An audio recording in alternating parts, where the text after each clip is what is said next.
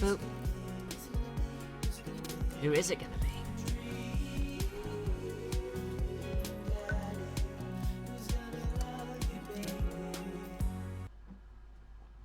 I am excited. Welcome.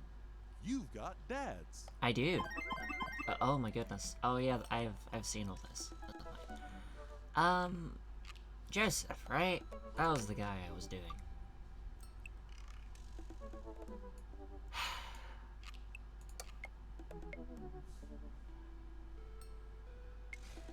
You ready, guys? I'm not. Let's go! I'm scared.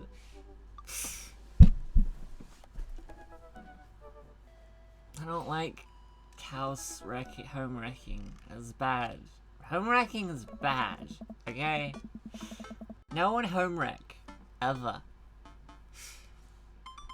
I really want to see Joseph again, but after that weird encounter with Mary, I don't know, he's my friend, right? I should be able to hang out with him and it'd not be weird, right? Right? The computer pings as a message flies into my inbox. It's Joseph.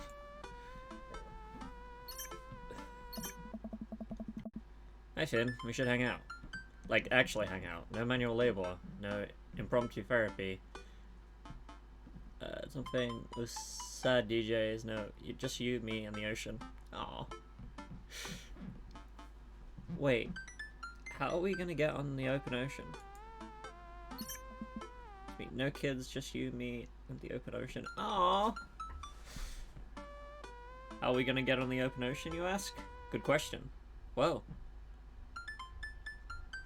Prescient. Prescient. Prescient? Is that a word? I didn't know that was a word.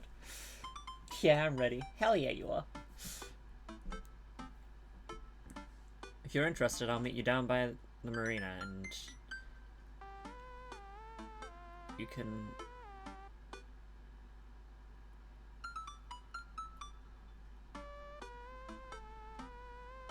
Oh. Joseph owns a yacht? Check out the goods if you know what I mean. I mean my yacht. Let me know. Joseph owns a yacht? I'm as surprised as you are. Oh. You've been holding out on me. Your only daughter. Whom you love. What, did you think having me as a father would somehow afford you the fringe benefit of getting to go on a yacht? What else did it get me?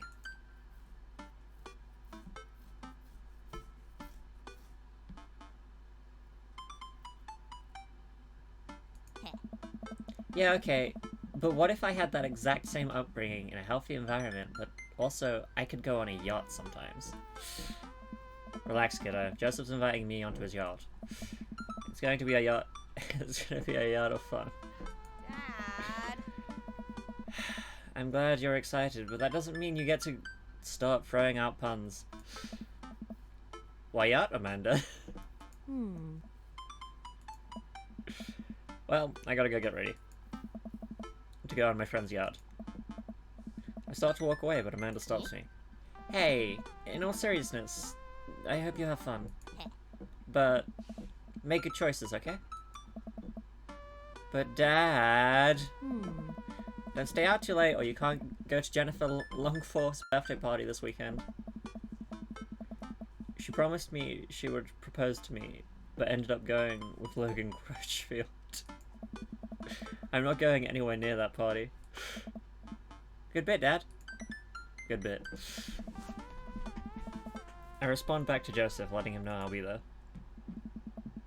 A quaint marina, complete with local mom and pop shops, and a small diner frame the bay. I've gone for a few walks by the bayside to stare enviously at all of the nice birds before. Joseph should be around here somewhere. Gosh, this is fancy. I feel a little out of place. Hey, Finn. Joseph. Where are you? Up here. I look up. Joseph waves to me from atop a huge yacht. I've never been on a yacht before. You never forget your first. I glance at the name on the side of the boat. The St. Peter, huh? I inherited this thing from my pops. Real fire and brimstone type. Loved yachts. So what's the plan, Captain? I figured, since last time went a bit sideways, we could cast our lot out on the open sea, wrestle with Neptune, set sail on the seas of adventure. You're kind of a goofball when you're not wrangling your kids, you know that? Joseph smiles and winks from his perch. I have no idea what you're talking about.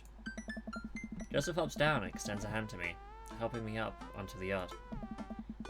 I'm thrown off by how soft his hands are. Does he moisturize or what? Finn, stop thinking about his hands. Your thoughts. You're going to be on a boat, alone, with Joseph, on the open ocean. It's a yacht. He's married. It's fine. This is fine. After undoing the mooring and climbing into his captain's seat, Joseph slowly takes the boat out, ringing the big steel bell with extra emphasis, even though nobody else seems to be around. Shoving off. Boat launching. Man the boat. Launching as one.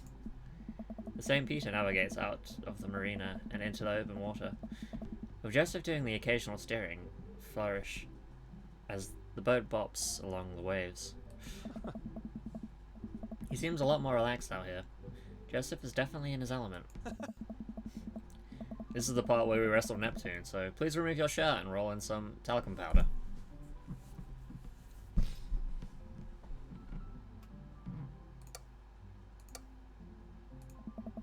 I usually carry some on me, but I left my pocket-sized bottle on the nightstand. I chafe easy. Right. That wasn't as fun an option as I thought it would be. Wow, that took a lot of loading. Luckily, I bought my Neptuning fork. I like that one. Joseph stifles a laugh. Collegiate.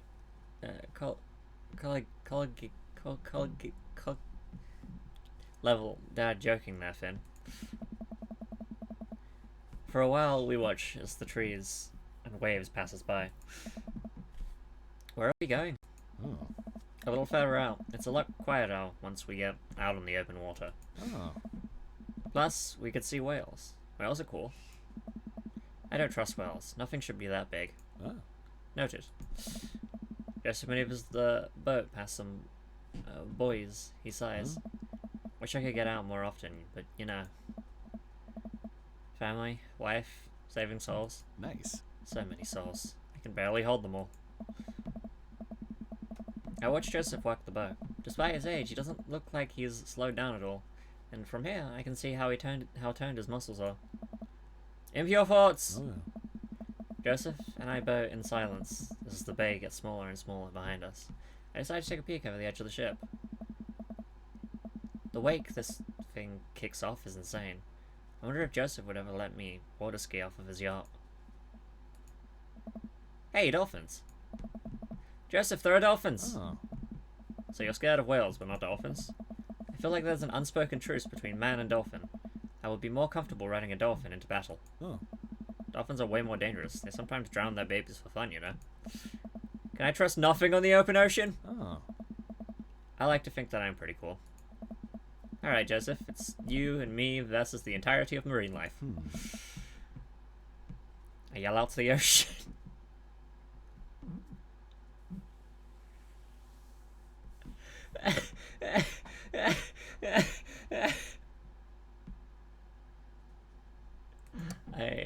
I like this. I had a lobster last week. I can't wait to eat more of you. You tell him, Finn. And here we are. Finn, welcome to the ocean. I look out into the vast expanse of blueness. Yep, that's the ocean. I'm suddenly struck with an overwhelming sense of claustrophobia, despite being in a wide open space. I am on a boat, with a handsome man, a handsome married man, and there are whales beneath us. Nothing should be that big. It's a little daunting, isn't it? Do you trust the whales? You know, there are more dangerous things in the ocean than whales, right? Yeah. Like tuna. The tuna is an apex predator. What about sharks? Sharks are tight. It's the tuna you gotta watch out for. And the whales? Hey, wanna look out wistfully over the sea with me?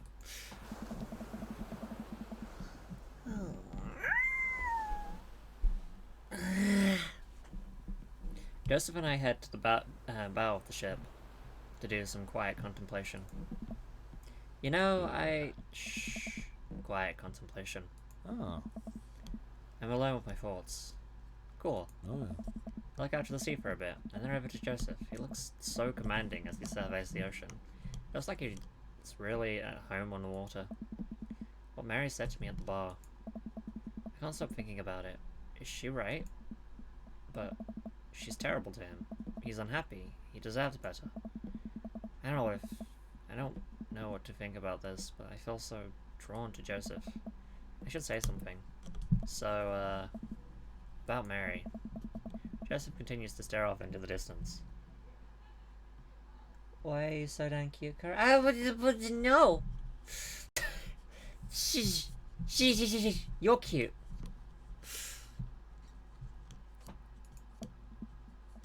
It's, well, if you really want to know. Lord McDonald!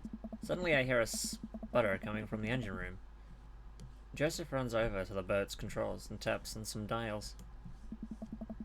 I guess we can talk about Mary later. Oh, okay, so we might have a small problem. What small problem? Oh. We are out of gas. The whales are gonna get us. The whales siphoned our gas! Oh. It's okay, I can just call one of my boat buddies to come tow us back in. Joseph pulls out his phone. Just kidding, I can't do that because there's no service. I check my phone, I don't have service either. Should we just submit ourselves to the whales? Well, I do have an old radio in the office, but it's broken. Are you handy with tools? I am a dad. If the radio is anything like frantically putting together a bike on Christmas Eve, it should be no problem. Let's take a look at it and see if we can figure it out. Joseph directs me towards the radio and showcases its insides. I don't know how radios work. I think there's just some frayed wires in here. If we can reattach them, we should have a working radio in no time. We stare into the interior of the radio. I'm not entirely sure what I'm looking at. I don't think Joseph knows either. You know what? Let's just throw some stuff around in there and see what works. Ah! MacGyver, that radio! Alright.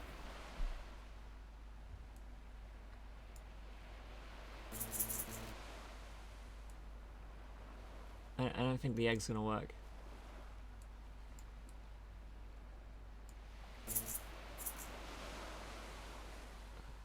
I think a paperclip could actually work. I'm not gonna lie. No?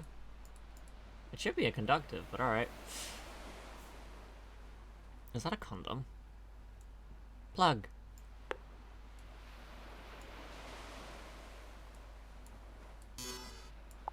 I think I'm missing something.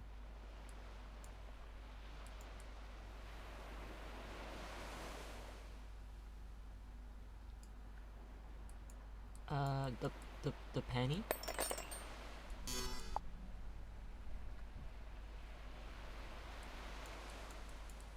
The screw? Am I just supposed to stick everything in here? I'm gonna do it. I'm gonna stick everything in here. Oh, it was the paperclip. You want me to literally put everything in here, don't you? Alright. Why is there a condom in there? That shouldn't have worked. Wow. Hey, it works. Kinda.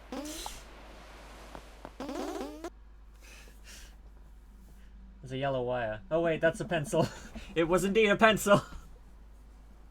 The radio springs to life. Whoa, we did it. Joseph speaks into the receiver. Hello? Hello? Can anyone hear me?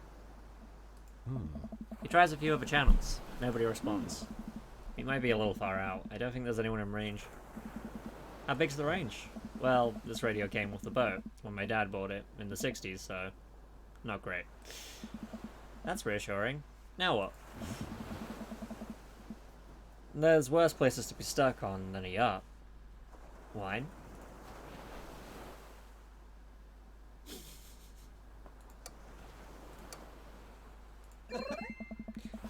I keep a couple of emergency bottles below deck. Wanna go grab some while I fiddle with this radio some more? Let's see. Wine, wine. It's gotta be around here somewhere.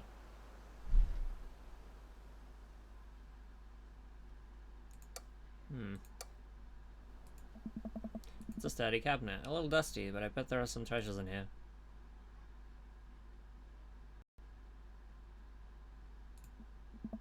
Hey, it's wine. A whole drawer full of wine. It's a yacht club miracle. Twilight Rouge, huh? Come to daddy. Now I just need to find some glasses. It's a sturdy cabinet, a little dusty, but I bet there are some treasures in here.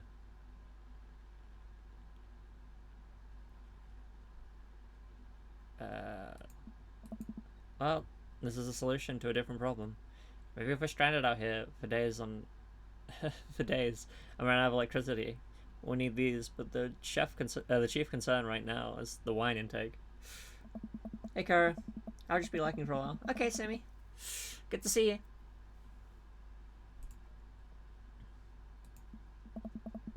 Look, you can tell a lot about a man by how seriously he takes his fire safety. Nice, Joseph. Nice. It's a sturdy cabinet, a little dusty, but okay.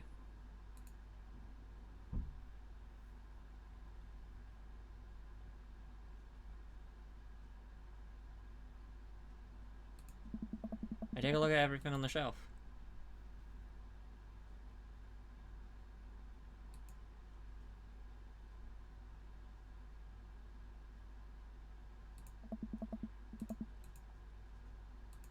Alright. For an old yacht, this lounge is pretty high class. With panels and everything, leather couches. It's like an old Playboy photo shoot in here.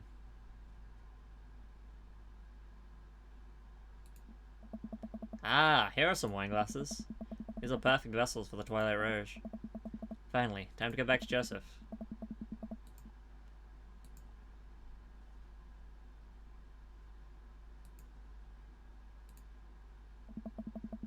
I bring the wine and glasses up to the deck to find Joseph still hunched over the radio.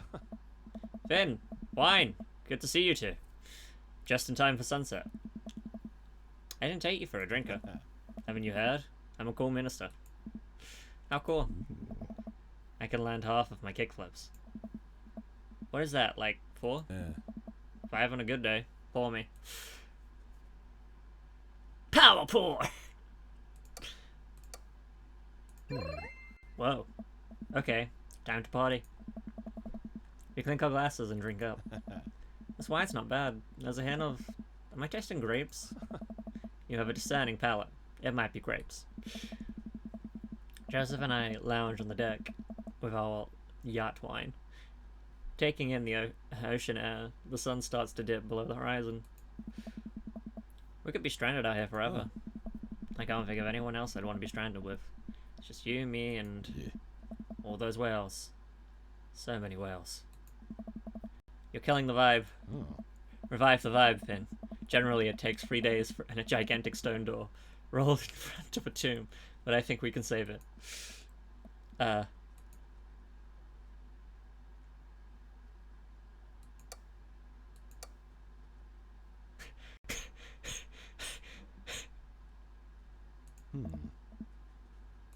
to the whales, huh? I'm trying to alleviate my fear of whales by making jokes about them, because I don't have any healthier coping mechanisms.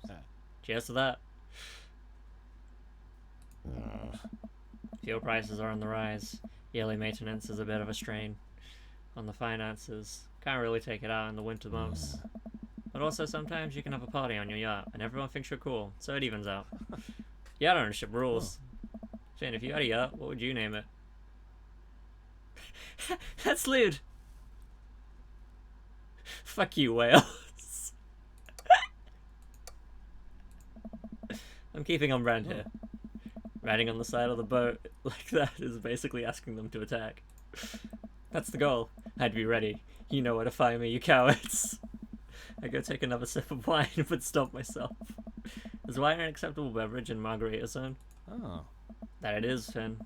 All beverages of leisure are welcome in the margarita zone. This is almost what we wanted, right? Yeah. No responsibilities, no worries, other than possibly dying out here. And the whales. But yeah, I'd say we're in the zone. Joseph and I clink our wine glasses again. To the margarita zone. Yeah. We sit away again. If you have any salt shakers, we can arrange them into a pentagram and summon Jimmy Buffett. Maybe he can save us. Ah. As a youth minister, I make pacts with neither the devil nor island jammers. If we're to get off this boat, it will be by the grace of God. Ah. Or Steely Dan. Ha! Amen. Hey. Our laughter dies down. We're both silent for a moment, looking into each other's eyes. Joseph leans in closer. I feel myself doing the same. This is a bad idea, this is a bad idea. I can't help but feel like doing this will only end up hurting someone else. His face is real close to my face. Finn, I have to tell you something. Mary and I are done. I pull back and think about the clothes strewn around the lounge and undone bed. Are you living on this boat? I didn't want to mention it, but he sighs, strolling back back to the controls of the boat. I lean on the console next to him. We had a very long talk, and it's unsalvageable. I'm staying here until everything's sorted out. Oh, I'm so sorry. If there's anything I can do, I'm fine. I'm fine, actually. Oh. It was a long time coming. For the first time in a long time, I'm seeing a path to happiness, and now I can focus on myself and stop trying to deny the things that make me happy. Aye. I need someone who will be there, someone kind and honest. And you deserve that, Joseph. You really do. Anyway, I've been having this crazy feeling that someone who I can get in the habit of having around, someone very close to here. Is it Wales? Oh. I mean you. Oh, Oh. I was trying to be subtle. I think I'm picking up what Joseph's putting down. I lean forward, closing the gap between us, when Joseph grabs the receiver. Oh. Come in, come in. Is anyone there? No. Over. We're stranded out on open waters. We've been out here for hours. Please send help. Over. But wait, are you guys gonna kiss?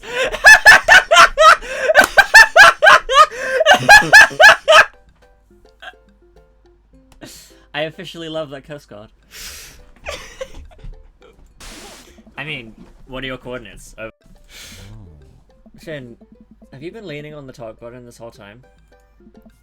I look down. Oh, I definitely have been leaning on the talk button. Betrayed by my own butt again. I didn't lean on it, you leaned on it. Neither of you were leaning on the talk button. We didn't hear anything. Over. Hey, were you listening to us? Sir, we here at the Coast Guard are professionals. We were not doing that. But as professionals, it seems like you deserve happiness, and we think it's closer than you think.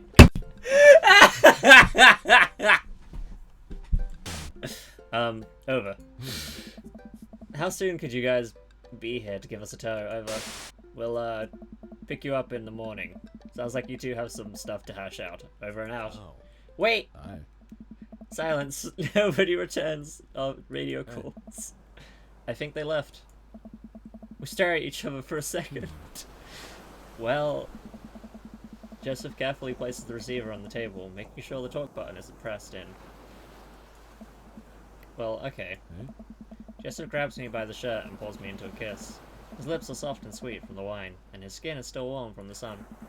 I reach for his belt and pull him even closer, running my free hand under his shirt and up his side. He pushes me against the boat's console, kissing down my neck.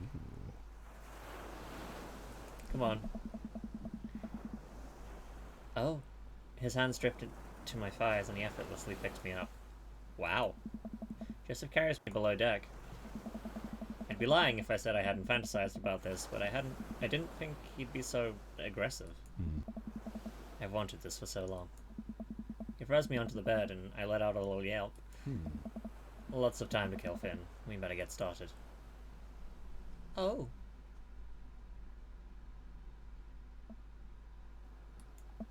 Oh man. I might have overdone it on the wine last night. Just a few more minutes of sleep will do just fine. Wait. I opened my eyes to find Joseph's face a few inches from mine, an arm slung around my waist. He's sleeping peacefully. His hair is mussed and his lips still a little red. I think this is what I was talking about when we were discussing Margarita Zone.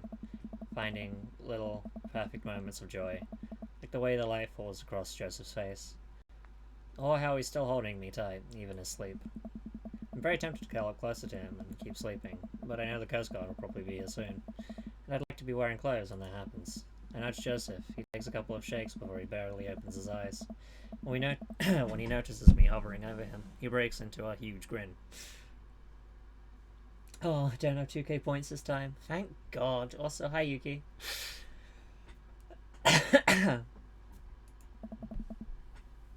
We should get dressed. I should actually get a drink. I'm gonna have my throat.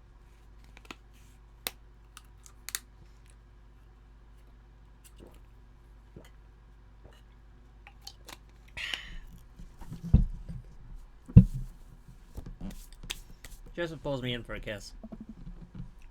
I want that, Daddy, but sir. No, hug. Do we have to? Another kiss. Stop trying to tempt me. Fine, fine. The Coast Guard eventually shows up and turns us back to the bay. They, thankfully, keep their comments to themselves. Joseph and I step off the yacht, and he walks to me to my car. I had a great time. Me too. No thanks to the whales. Yeah. Shh. Shh. You're on land now. They can't hurt you here. Take care, Joseph. Oh. You too. He gives me one last kiss on the lips before he turns around and walks back to his boat. Well, I'll be gone an entire day. Hopefully Amanda's right. Was alright.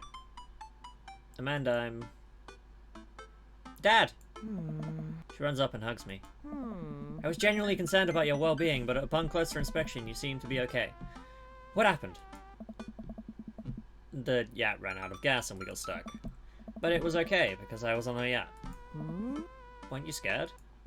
Your father feels no fear. Were you able to take care of yourself for the night? Yeah, just did a ton of drugs, vandalized a few cars, and then embezzled some funds from my school. All in all, pretty low-key night. Where'd you learn all that from? I learned it from you, Dad. Well, if you did, you would have funneled those funds through a legitimate cash and carry business, fudging the books over the course of the years, so you don't arouse suspicion from the feds. Rookie mistake, Panda. I'm glad you're back in one piece. Did you make good choices? Yeah. I think I did. But hey, I'm starving. Wanna make sandwiches out of whatever we can find in the fridge? More than anything, Pops.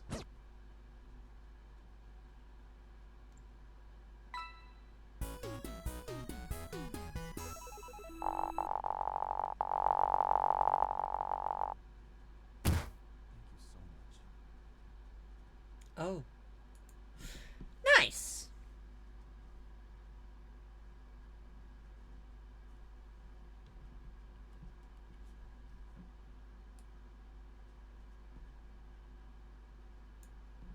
Wow, that one took a while to load. Phew. I think I have everything finally set up. Amanda should be here any minute now. I think that's a car in the- Oh, wait, it's this.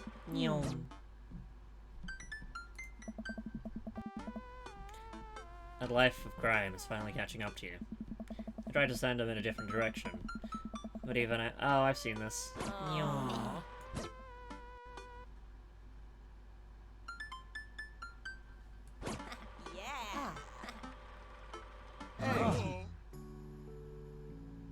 Hell yeah! Can you get a bad ending in this game? It doesn't feel like you can. That or I'm just very good at seducing dads.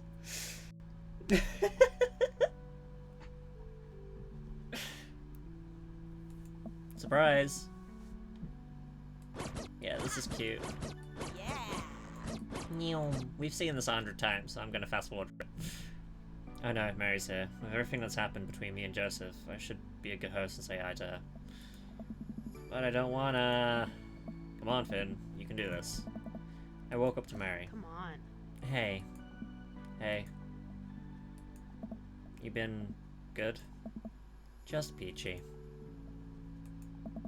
I have to go over there now. That went about as well as I could have expected it to. Finn!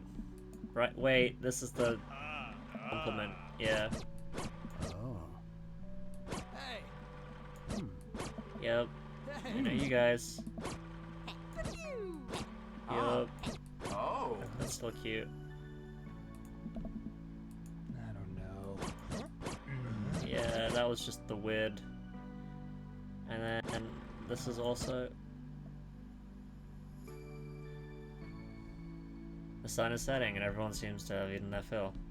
As the party starts to wind down, I take a seat next to Joseph. Joseph, it's so great to see you again. Great party. I should have you organize our next youth group mixer. My dance skills are ready whenever you need them. Hey, if you aren't busy this weekend, I was thinking we could maybe catch a movie or something?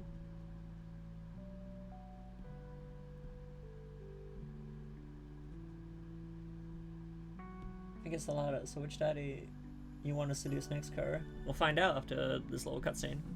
I think there's only like 2 left. If you aren't busy this weekend, I was thinking we could maybe catch a movie or something. Yeah, that sounds like it'd be fun. This feels weird. It doesn't feel like it did in the art. So, I guess things are still friendly with Mary? Oh. Yeah, I wanted to talk to you about that. Joseph sighs. We talked for a long time, and there was some yelling and some crying, but ultimately, there was a reconciliation. I'm sorry, Finn. I have to make this work with Mary. Oh. I know I shouldn't have. I didn't mean to hurt you, and I'm really sorry you got caught up in all of this. I've just felt so alone lately, and I'm not even sure I'm doing the right thing here. Oh. Thank you for the hydrate, Kina.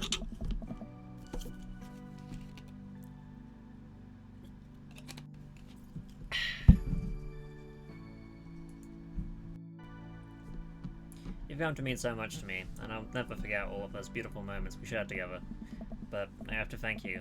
In a way, this whole thing with you, I realize that I still love my wife very much. Oh, that's great. I know this probably isn't what you wanted to hear, and I'm sorry if you were hoping for something different, but this is where my life is, and I need to do right by my family. But hey, Joseph squeezes my hand. Nice. I'll always have Margarita's own. Joseph stands up. Yeah. Take care, Finn. You too, Joseph. Joseph walks off. Man, did I do something wrong? Was there another way this could have ended if I'd done different things differently? I walk over to the half-melted remnants of the ice cream cake and shove a forkful into my mouth. This ice cream cake is my new boyfriend. The last guests to make their way out of the party. Amanda wanders over and sits down next to me. Killer party, Pops. What can I say? I was inspired. So, I also have something for you. Oh yeah, this cute thing. Yeah.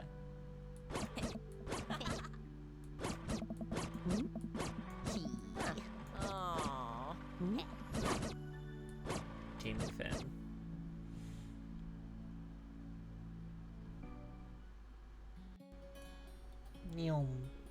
Ouch. Maybe not the best ending. I got the achievement, so... maybe you're just not supposed to be a homewrecker?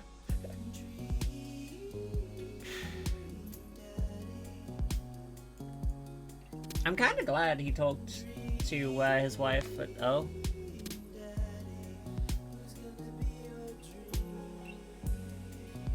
Huh.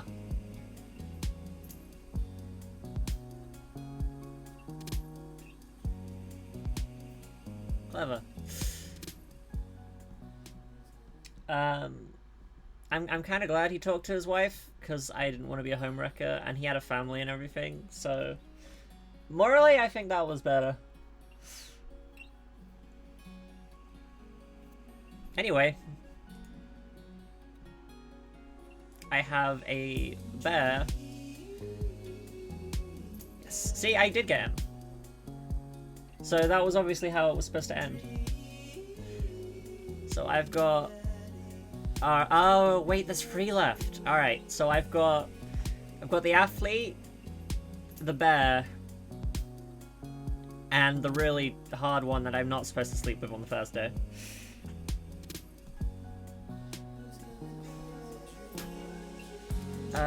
We'll do him last, because I get the feeling that I'm gonna have to, like, do a new game and recreate my, like, daddy to get him.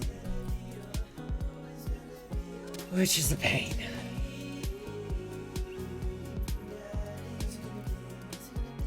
Unless I can scroll that far down.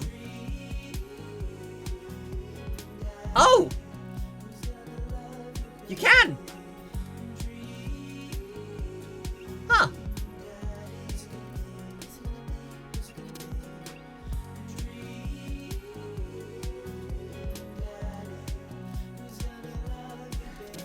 Fuck it, we're doing Rob.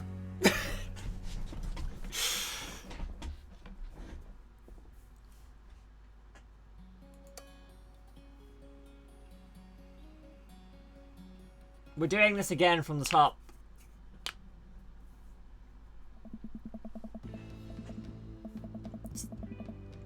Right. Nyong.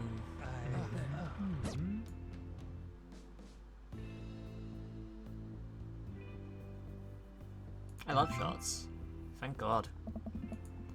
Robert nods to Neil, who serves up 2 shots of whiskey. He hands one to me. Nyong.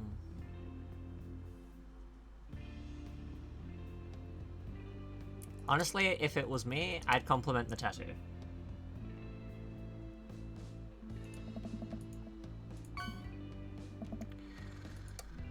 Alright, well I'd flub that. Oop.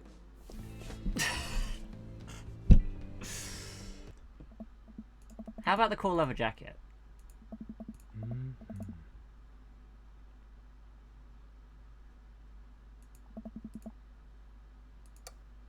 What about the other one? I'm a little curious about the other one.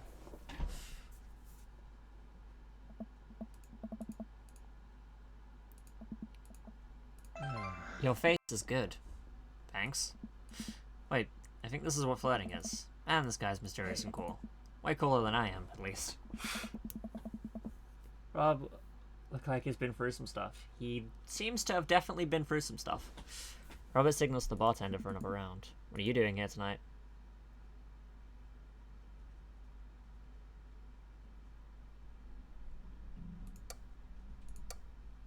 Trying to make friends. I'm new in town. Figured it might be a good to put myself out there. You seem pretty cool. The key to being cool is acting like you don't care about anything, but actually care very deeply about everything, to the point where it's deliberating. Really? Robert downs the rest of his drink. Of course not. He gets up. Be right back. Got a powder on my nose. Never seen Robert this talkative. He must like you. I guess so. Gotta admit that Robert has a gruff charm to him. A guy like that thinks I'm cool. I really must be.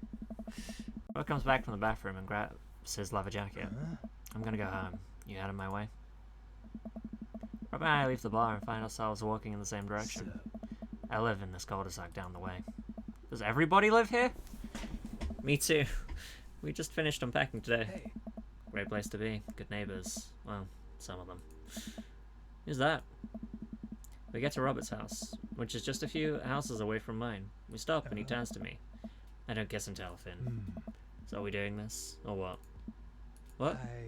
You know, do you want to come inside or not? A wave of realization rushes over me. I blush.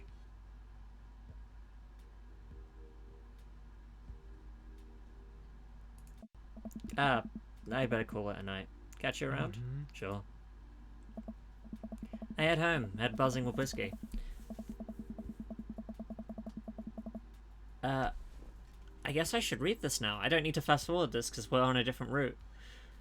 Man, I can't believe they planned, like, something that important so early in the game before the actual game starts, you know? That's so evil.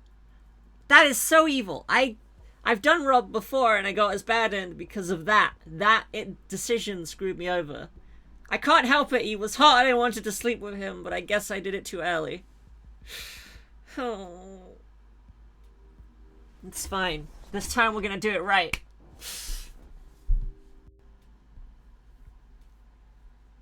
What did he mean by, are we gonna do this or not? I plop down on the couch. I'm asleep before I even get a chance to take my shoes off. I wake up to a text from an unknown number. Rise and shine, early bird. Wanna work out? This is Craig, by the way. Holy crap, it's 6 a.m. Who does 6 a.m. anymore? Without realizing it, I would drift back to sleep. Whoops. Must have winked back out. I check my phone again. Hey, bud. Still want to get your swole on? I'm ready to tear up the track. Hit me up. God, the last thing I want to do right now is work out, but it is Craig. I do want to catch up.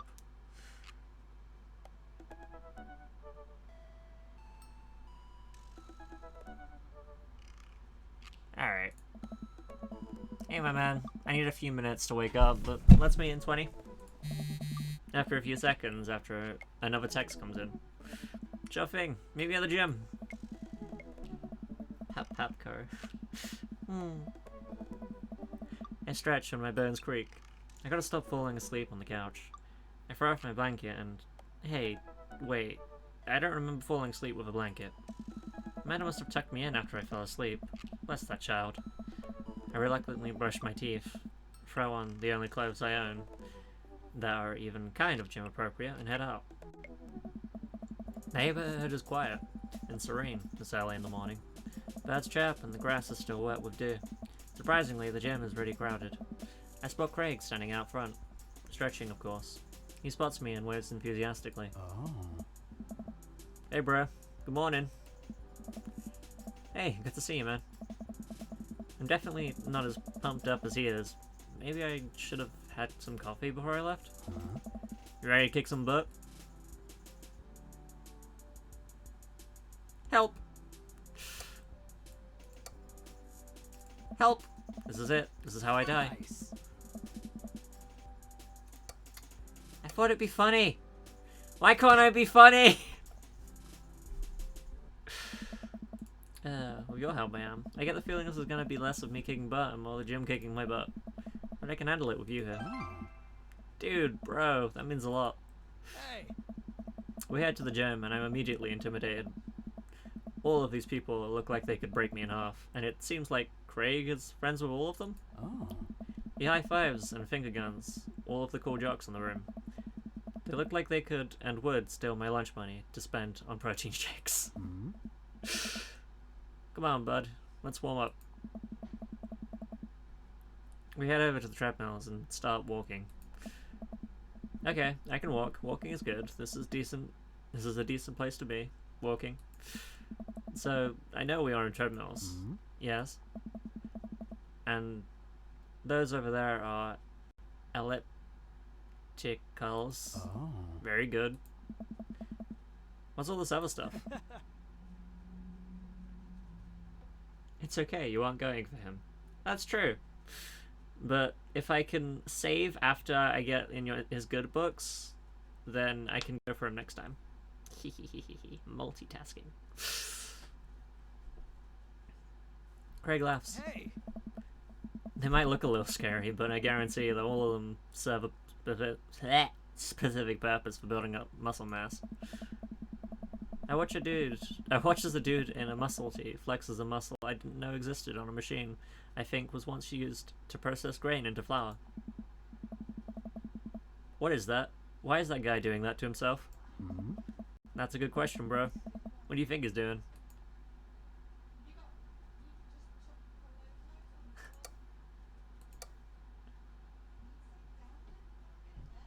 Using a medieval torture device. There's a tiny man in there, right? And he did something that the court found unfavorable, and now that muscular dude is doling out justice in the form of pain. Oh, man. What? I thought that'd be funny! Why can't I do funny?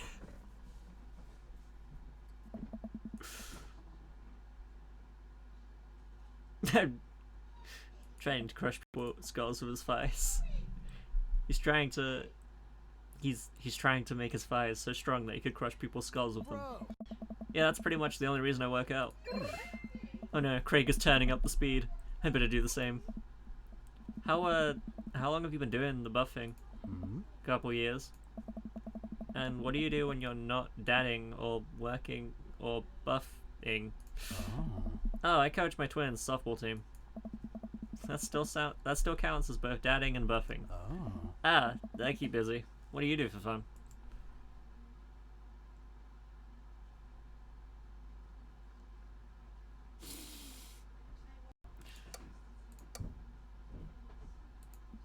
My goal is to live with as few worries as I can muster. The lost shaker of salt was a metaphor. Hmm. A metaphor about what? About not being able to shake salt into something. Hmm? We're jogging now. Oh god, we're jogging now. I look over to Craig, who hasn't even broken a sweat. How is he doing this so effortlessly? I'm dying. I could feel my life force draining from every orifice of my body. Hmm. Hey, remember when my fish died in college? No, I don't like this story. Oh my god, is he really bumping up the speed again? I guess I better do it too. Oh, this is fast. This is very fast. Oh. And we were at that party, and you vowed to make me feel better. You tell me to create a distraction. So of course I do a sick keg stand and get everyone cheering. And then I try to steal a fish from a fish tank at the party with my bare hands like an idiot. Hey! And then you drop the fish and it's flopping around and you panic. So you run up to me post keg stand with a dying 30 fish in your hands. And you scooped off the ground and you're yelling at me that we have to leave. Wonder what Craig's biggest muscle is. Simmy! Same.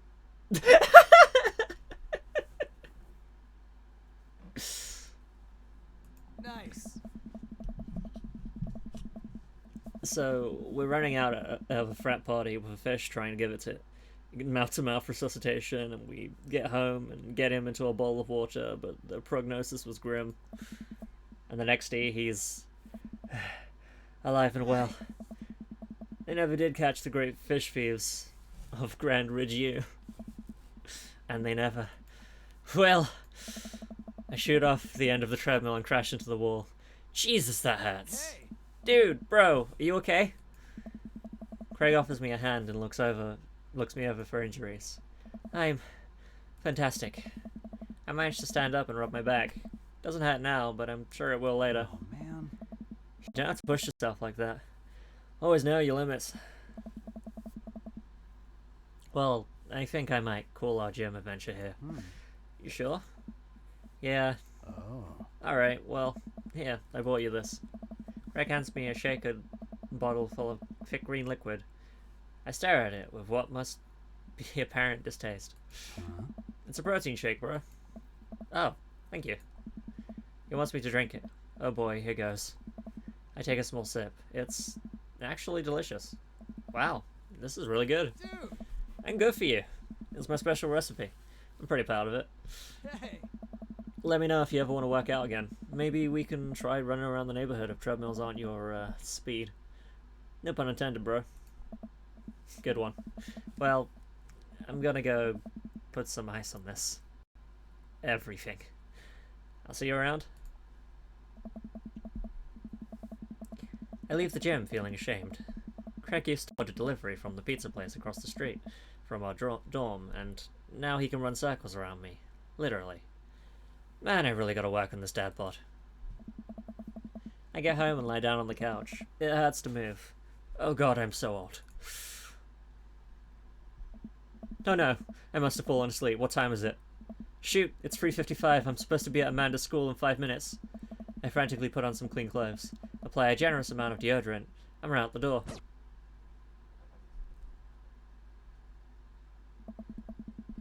Right, this is all I've seen. Like, I've literally seen all of this. No.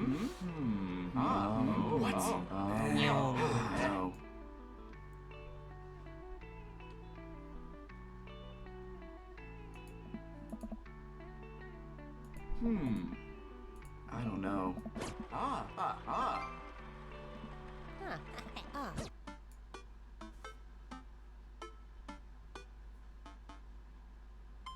Right. I gotta make sure I do all this right again.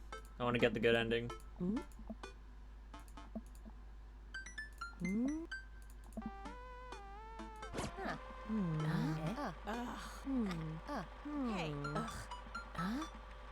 I knew. Just gotta make it to the cookout.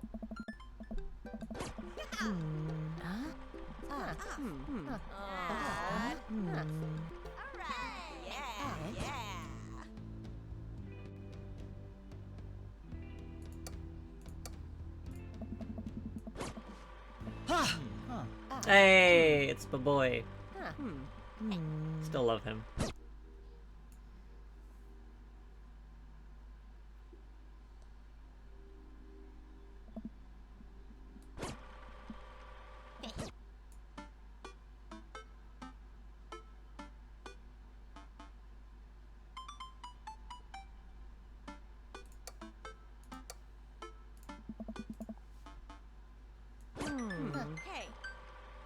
We knew. Oh, Right, made it to the cookout.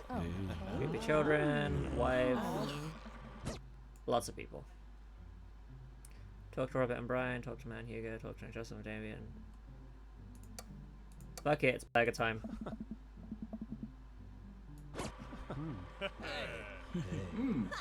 Wink. Oh.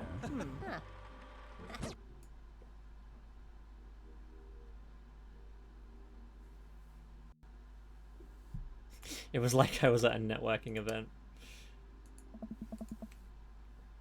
I'm gonna get LinkedIn notifications out of this, I just know it. I think it's nice that people want to connect with you. Not when their affection jams up my inbox, metaphorically speaking. Well, hey, at least you met some other cool dads. Should have hit them up in Dad Book. Maybe I will, if I ever figure out how social media works. I have a good feeling about this place. You too, Dad. Alright! We made it! Now, it's time for who we actually want. Wait, did we make it?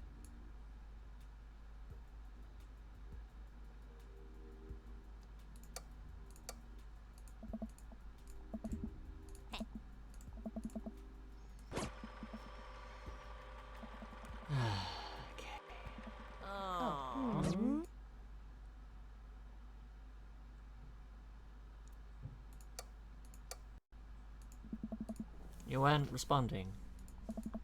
Hey.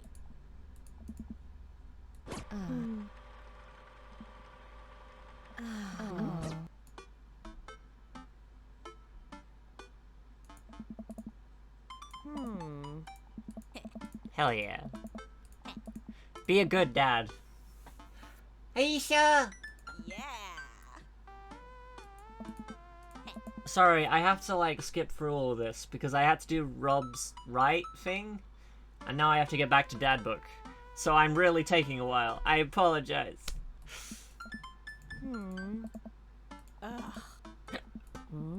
Right, okay, so she sets me up in Dad Book.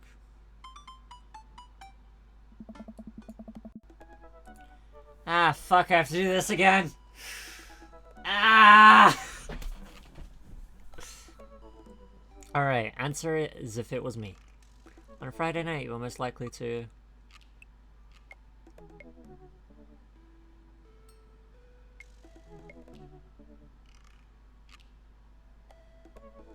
Yeah.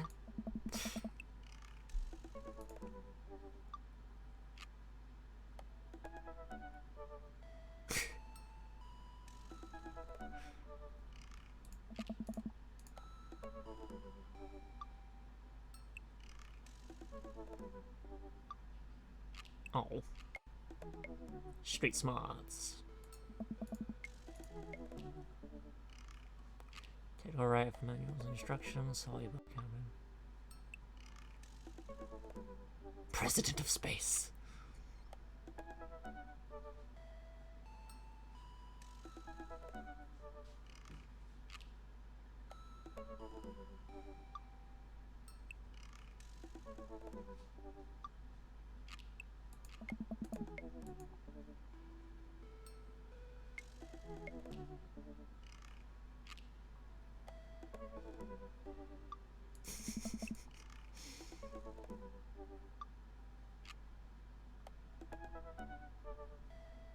Awesome.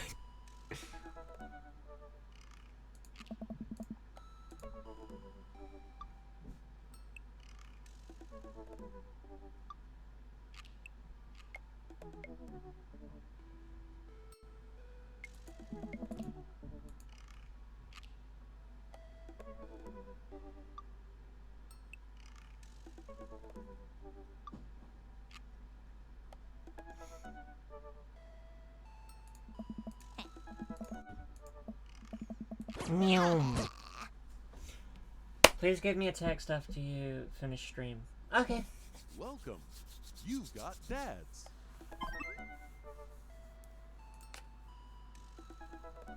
I just like to do this one. Meow.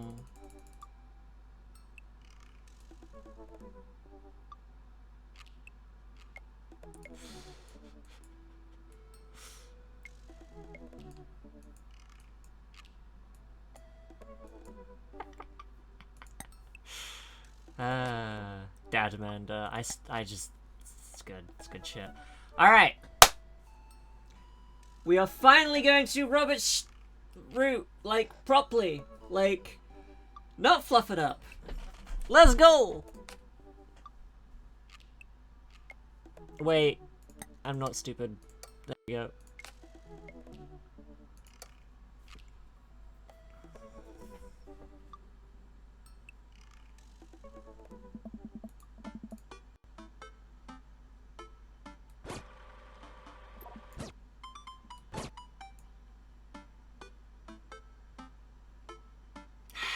Crap. Doing the same thing.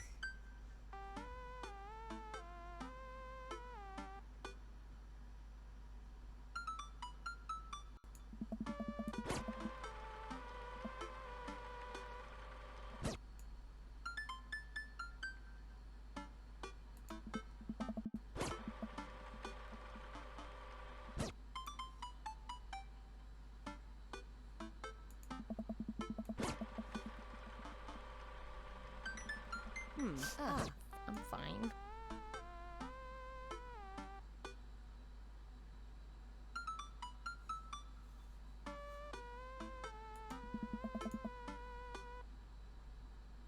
I led the league in blocks, set the record for rebounds in my rookie year. Think you can handle this? What's a rebound? Oh, when someone misses a shot and the others players try to retrieve it. Just kidding. Amanda zigzags past me and tips a layup into the hoop. Out of war, bitches! Amanda, language. Sun Tzu didn't care about language. I remember all this.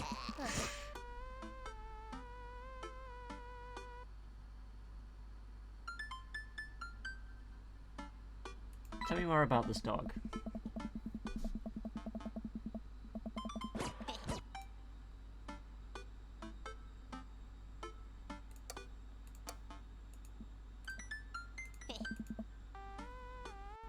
Maybe you should be less concerned with my face and more concerned with my full court press.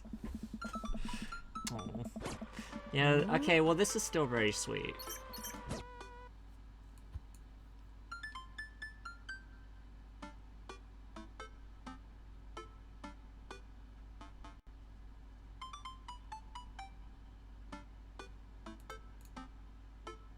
I didn't mean to do that.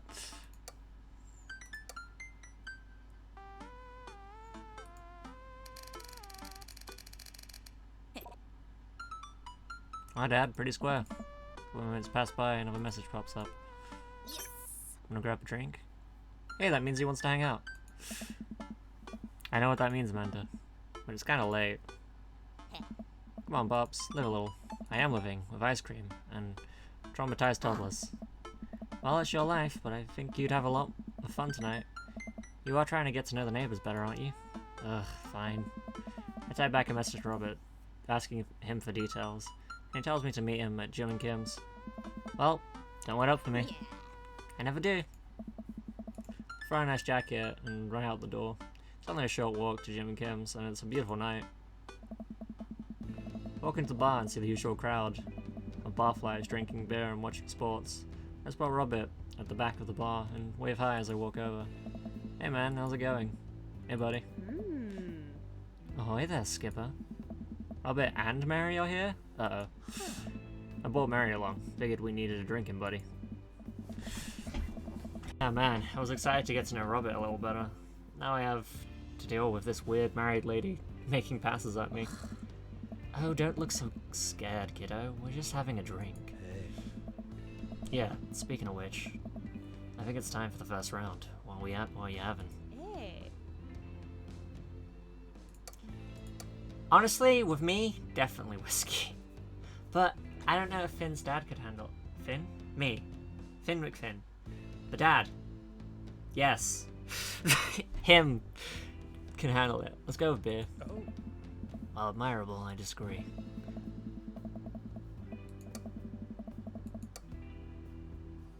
Yeah. Let's go with whiskey then. Whiskey, straight up. I died after my own heart, huh? Robert orders 3 shots of whiskey and passes them between us. Well, this wasn't how I expected my night to be going. Hey. Here's the bad decisions and relaxed moral values, fellas. What have I got myself into? We all knock back the shots. I almost choke on the whiskey as it burns down my throat. Holy hell, that was a kick. I look over to Robert and Mary, who seem like old pros at this. Robert grabs his jacket and throws it on. Oh. Let's get marching. What? The night's young, Chief. Come on, we're bar hopping. Oh, alright. Bar hopping, bar hopping, bar hopping! I love bar hopping. We leave the bar and start walking down the street. I still don't know the area of town very well, so I just follow Robert. So, where are we headed? Irish. Irish we're drinking. It's an Irish pub. A good pun is the whiz key to my heart. Give it a rest, buddy. Ugh. Puns are the lowest form of humour, Finn. Try harder. Ouch! Am I gonna be the butt of the joke all night? Jesus, Mary, put your fangs away for a second. We walk into Irish Hour drinking. The bar is pretty much the same as Jim and Kim's, except for the old-timey Irish memorabilia on the wall. Cool. Next round, what are you having?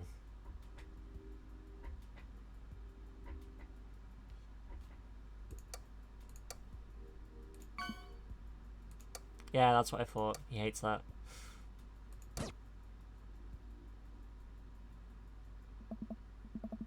Is it just gonna be whiskey? Let's do it.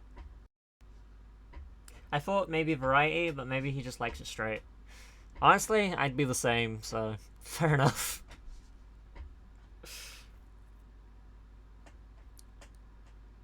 Let's do it. Robert orders 3 more glasses of whiskey, and we post open in a garish green booth. We post up? We post up? I don't know that was a term. In a garish green booth. Mary slides in and settles up next to Robert, which makes me breathe a sigh of relief. Let's sip this one, why don't we? Sue yourself. Mary immediately downs her shot in one gulp and burps loudly. That'll put hair in your chest. You are truly the paragon of grace and beauty. Ah. I just got the pun of the bar's name. Simmy. It's a good pun. Mary grabs my drink and sips on it. Hey! Ah. Finn, be a dear and get us another round, will you? Ah. I don't know how to process this evening at all. I get up and order another round of drinks from the bartender. As I head back, I see Mary and Robert having a lively conversation. Robert roars with laughter. I don't think I've ever seen the guy smile, let alone laugh. I take a seat across the booth from them and pass out the drinks. So, Edith's kid snuck... Oh, wait. So Edith's kid snuck some hot brownies onto the table at the last bake sale, right? And I spot that little hemp sweatshirted gremlin in the act. So I go up to Edith with a baggie and I'm about to tell him when all of a sudden she just freaks out at me. You're ruining the bake sale, she says. I should have been PTA president. Your roots are bad, and blah blah blah. So what did you do? I told you to have a brownie and everything was going to be fine. They both erupt in laughter. I politely follow along with the story. She ate free. More laughter. Okay, that was actually pretty funny. She called the cops and told them the time had stopped. Mary looks directly at me. Do you smoke weed? What? You know, the devil's lettuce. I Hmm. have 2 big fat blunts in my purse right now. Wanna blaze?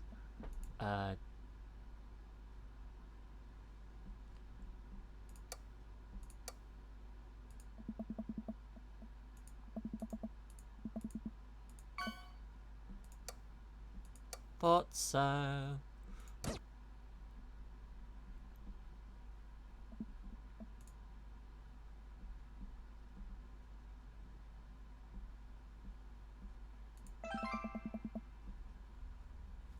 I am a law-abiding citizen.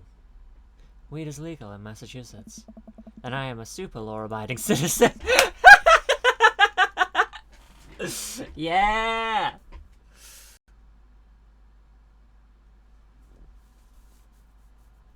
You had a food break. You had a food break. Now I can watch you. Oh, God, my brain. Yay, food break. Wait, why am I taking a break? Chat with us? Okay. Sure. I don't mind. We'll have a 5-minute chat. Is it a 5-minute chat or a 10-minute chat? I forget.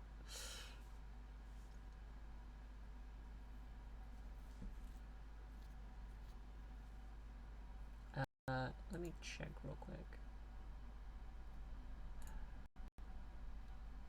Rawr. Take a break is...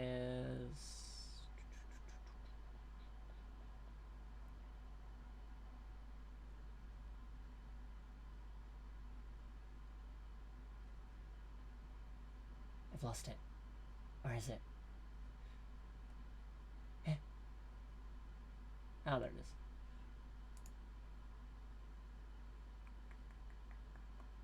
$10 minutes. Okay. 10-minute chat it is.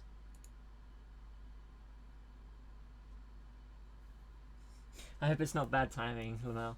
Well, I mean, I was enjoying the day, but this works too. Take a 5 instead of 10, please? Okay, I can take a 5. No worries. You didn't miss much, I swear. Thank you for telling me, Aisha.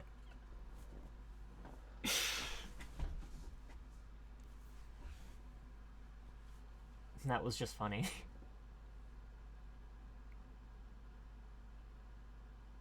Hello, Game Daddy.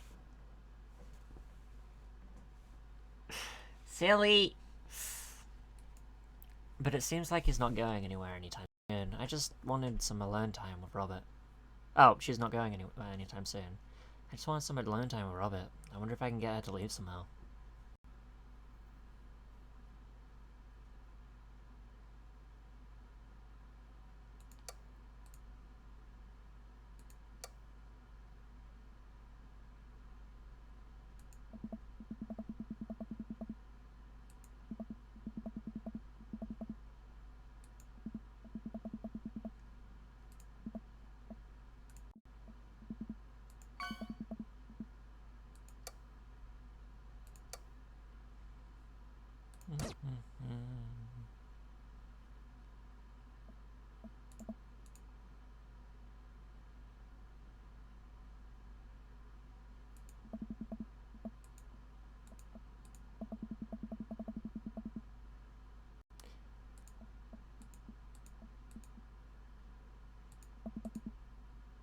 Hey. Come on. Oh. Huh. I think that was the right one. I'm gonna read that one. Game Daddy.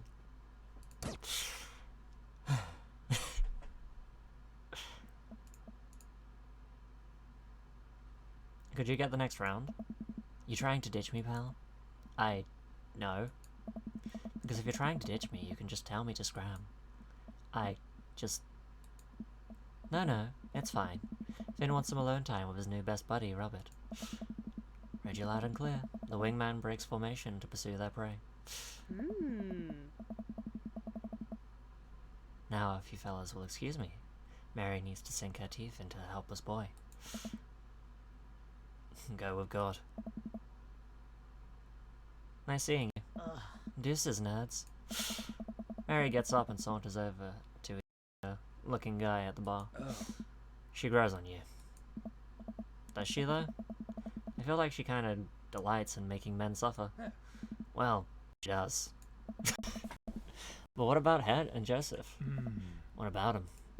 You know, they're married, and she definitely tried to get in my pants the other night, and I just stood her across the bar where she's making Google eyes at that young guy from before. He looks like he's being held hostage. Oh, that's just a thing she does. She's harmless. Tell that to the boy she's hanging off of. Poor kid looks like he's seen war. Robert lets out a hearty laugh. Hey, I got him to laugh. Oh, hey, Crystal. You guys are cute. Oh, man. You know, I pegged you for one of those straight-laced types. Oh, don't worry. I got pretty wild back in my day. Still got a little wild in you.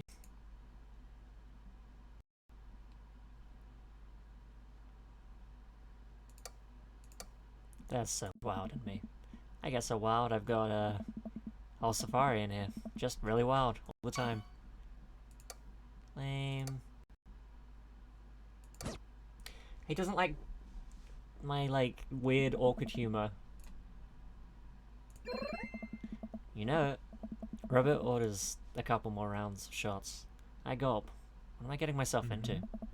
Think he can go shot for shot? There's only one way to look cool here. I grab a shot closest to me and down it. Robert looks impressed. He takes his shot and knocks it back. That's one. So, what do I even talk about? He's so cool and he probably hates small talk. So how are things? I hate small talk. Okay. Too many people, and this isn't necessarily you, but too many people think that they have to fill in dead air with noise. Personally, I think they're afraid of the silence. Or they're afraid of what the other person is going to think of the silence. If you want some unsolicited advice, just learn to be comfortable with the silence. Nothing wrong with two people sitting in silence and drinking whiskey.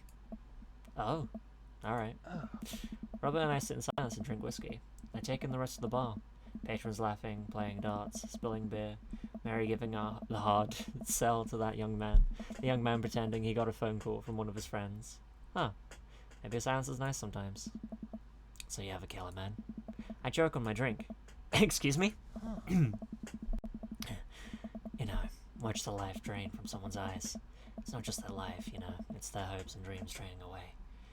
Every memory and experience they've ever had, gone. No. Great. Me neither. Oh my fucking god. Robert knocks back his shot and motions for me to do the same. I reciprocate. I reciprocate. I'm just messing with you. Relax. I laugh nervously. Oh. Or am I? I laugh nervously. Again. We sip more whiskey, and people watch some more. Mary has her sights set on another man, after the other one excused himself to the bathroom, and I assume, crawled out of the window. Gosh, this whiskey's hitting me hard. How is everyone? Well, I'm doing pretty swell. I got me some tea. And I'm actually doing Robert right this time. Gosh, this whiskey's hitting me hard. Gosh, this whiskey's hitting me hard. You betcha. Robert gets up out of the booth and shouldering his jacket. Let's roll. Oh. Sorry, whiskey. Inside voices. I've got to hydrate again. Alright, I see how you are, Crystal.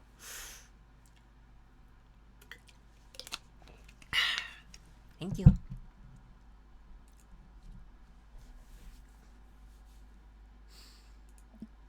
Wait, what about Mary? Brother, Mary's gonna be just fine. I look over at Mary, who's lying on the bar in front of some poor sap.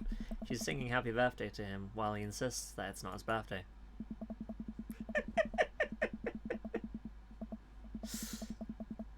We make our way out of the bar and back onto the street. I'm trying my hardest not to stumble, but man, the sidewalk is just coming right at me. I hope Robert doesn't notice me tripping over my own feet like this. It's the first time I've ever been drunk. Where to? You'll see. I follow Robert through the street. Follow Robert through street lamp spotlights until we eventually arrive at a rundown strip mall. There's a beauty salon, a sex shop, a computer repair store that looks like it's been closed for 10 years, and finally, a liquor store. There. Wait here, I'll be right back. After a minute, Robert returns with 2 wine bottles and brown paper bags. He hands one to me. Cheers. Nice. He sits on the curb and drinks. He motions for me to do the same. This is really not what I expected, where I expected the night to go.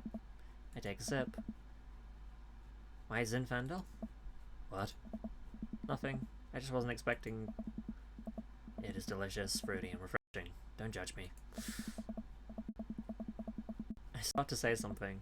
Think of his lecture about valuing silence early and stop. I sip on my wine and watch cars drive by. Huh. Let's throw rocks at shit. What? Robert suddenly hurls a rock at a stop sign. The ding echoes throughout the empty parking lot. That felt good. He presses a stone into my free hand. Now you try. I don't know. With feeling. I look at the rock in my hand and look at the stop sign. Back at the rock. Back at the stop sign. I know what has to be done.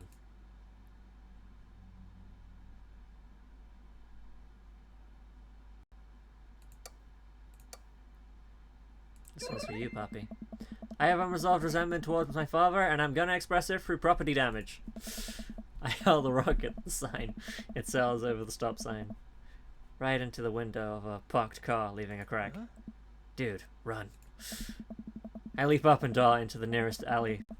Wine in hand, I can hear Robert's footsteps behind me. Oh no. After I'm sure I'm far enough away from the cracked window that I am no longer culpable for this heinous crime, I stop and catch my breath. Oh?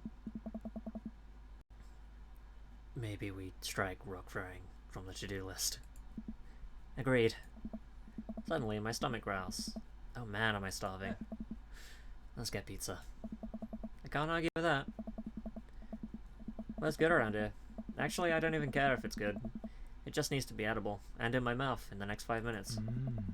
I know just the place. I follow Robert through a maze of alleys and side streets until we eventually end up in front of a tiny hole in the wall pizza joint. The bright red neon sign reads, Pizza. Ta-da. I can see a few exhausted-looking workers behind the counter, tossing dough and pulling piping hot pizzas right out of stone ovens. My stomach rumbles again. We go up to the counter and get ready to order. Huh. Can I get 2 slices of Hawaiian pizza? Oh wait, Finn, you're cool with pineapple on your pizza, right? I don't know if this was a test. I'm not, but for him I'll do anything. Hey. Of course. We wait a minute for our pizza to come out of the oven. I'm practically drooling at... edible and in your mouth. Drooling at the smell. The cashier hands us each giant slice of pizza, slice on a paper plate, so saturated with grease that I'm worried it will fall apart. We take our pizzas outside and wander through the alleys as we eat. I take a bite. It's absolutely delicious. Pineapple is truly the best pizza topping. You said it. Man, I feel way better now. You and me both. We hear noise coming. Pineapple tastes fine on pizza. I don't eat fruit! I'm not a fan of fruit. So, I can't. I'm sure it does, but I can't.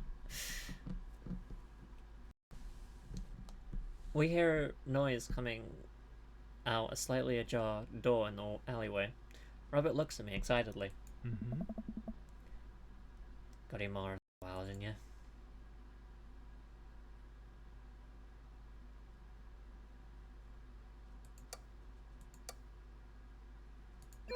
You betcha. Good on you. Robert and I slide the door open and peek inside. It's completely dark except for some flickering light. We slowly creep forward, cautious not to be heard or seen. Shh. Don't shush me so loud. Shh. We come to the end of the hallway and find ourselves standing in front of a movie screen. Oh, this suddenly makes sense. Did we really just sneak into a movie theater like a couple of teenagers? No talking during the movie. We look into the audience and are surprised to find that it's almost completely empty, save for a row of a few teenagers in the front. They look annoyed when they notice us. Robert starts making his way to the very back of the theatre, and I follow him. We settle in with our wines and try to make sense of this movie. It's a romantic comedy, I think. A young man is frantically trying to get through New York to find the woman that he's finally realized he's in love with. Kiss already. There's nobody to kiss yet. You want him to kiss the taxi driver? Hell yeah. Robin is a legend! The kids down the way notice us heckling. One of them speaks up. Hey man, keep it down! Oh damn, that's Ernest Hemingway. You goes, kid. Ernst! Hey Ernst, I know you. It's me, your neighbor. Hi. Ernst turns back around, embarrassed. I turn back to Robert. He kiss anyone yet? It turns out that yes, he did kiss someone. He made his way out to a tiny island near New York to profess his love to a woman who for some reason he knew would be there. She tells him that they hit the jackpot. He said that they had, but I think there was some subtext I'm missing here. Boo, love is dead. Shut up, it's beautiful! No, you shut up. Anne scrambles. The credits start to roll. I stand up. Robert immediately pulls me back down. Hundreds of people worked very hard to make this film happen, and you're gonna sit here and appreciate them. Okay. Look at that, Elizabeth Shelton. She worked really hard. I bet she did lots of good wardrobe design. Thank you, Elizabeth Shelton, for this beautiful film-going experience. And Miranda's catering. Had a bunch of people so that they could have the energy to do their jobs. What a guy. We let the credits roll, while Robert individually thanks every member of the crew. Once it's finally over, and he makes sure no animals were harmed in the making of this film, we leave the movie theater. Stumble into the theater parking lot, polishing off the rest of our wine. Hey assholes! Out of nowhere, a rock flies through the air and hits me on the knee. My knee, what the hell? Ernst and his friends stand in the alleyway, blocking our exit. Oh, what do you guys want? Why'd you go and throw a rock at my knee? This is my good knee. My orthopedist is gonna be pissed. Ernst tosses another rock up and down in his hands. What's wrong with this kid? You ruined my theater-going experience. Now I have to pay. Oh, well, I don't have any cash on me right now, and like, movies got really expensive. Ernst tucks another rock on my other knee. I'm able to jump out of the way, but I didn't properly stretch before physical activity, and I'm probably gonna feel super sore in the morning. We ruined it for you. That movie was pretty crappy in the first place. Hey, you take that back! That was a beautiful love story with really genuine acting. You call that good acting? What classist, mainstream slob have you been served your entire life? What? Whoa, whoa. Have you ever seen any Michael Powell? A Matter of Life and Death, 1946. Easily the toughest 5 minutes of love you'll ever witness. Listen, man. What? No, you listen. That popcorn-ass drivel the mass media is shoving down your throat will only make you dumber and sadder. You of all people should strive for a higher standard in the art you consume. Your name is Ernest Hemingway, for Christ's sakes. Oh, now you've gone and done it! Ernst rushes Robert, screaming like a banshee. Ah! I dive between Ernst and Robert, trying to stop the kid. He lunges forward, kicking me as hard as he can in the knee. Fuck, my knee! Oh dear. Robert gets in between Ernst and myself as if he's seeing red. Fuck, my fucking knee hurts! Oh, that's my friend. Alright, buddy. Talk like punk, get hit like a punk. Robert squares up into a boxer stance. Queensberry rules. 3 minutes round with 1 minute rests in between. No low blows. Fish hooks. J grabs, high blows. What? Excuse me? And don't even think about pulling an illegal turn still. That's an automatic deduction of 3 points. Excuse me? You'll have to designate a second if you're unable to fulfill your role as main duelist. One of your friends over there looks like he has enough youthful vivacity to handle it. Hey man, I don't want to get dragged. I don't want to get dragged into this. That movie sucked. It's too late. You two are bloodbound. If he dies, you die. Sorry, I don't make the rules. Talk to Queensberry. We're just gonna go. Anson and his friends warily back away. Robert calls after them. The Queensberry Association will hear about this. And consume better content. Once the teens are safely out of earshot, Robert turns to me. Were you about to actually fight that kid? Are you kidding me? They'd never hit a child. That would be despicable. Throw the rules at him and you threw the rules at them there. They always bolt. Well, nobody wants a Queensberry sanctioned throwdown. But full disclosure, I made half of that up. Wow. See, you don't even have to throw the rules. Know the rules. You just make them up. Come on, let's get out of here. Robert and I cool down a bit as we walk back to the neighborhood. I'm so sorry. I get really into the art of filmmaking when I drink. It's okay. I think it's cool how much you like movies. To be honest, I don't know a lot about them myself. Buddy, I got so much to show you. You ever seen any Sam Fuller? I haven't. Fuller is cash.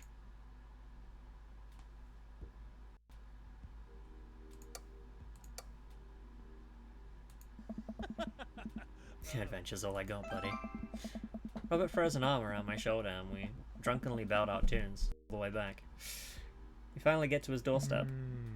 That wasn't an interesting night. I liked it. A smile forms on his cheeks. A rare sight. Let's hang again soon, yeah? Yeah. I linger there for a second, swaying drunkenly in the night breeze. Robert claps me on the shoulder. Night, bud. Robert heads back inside and I stumble my way back home. Hell yeah! Awesome. Finally! A good Robert date! I may be bad, but you made me glad. Nice. Wait.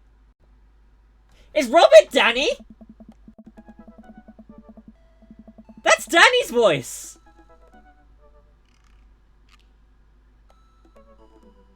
Oh my god!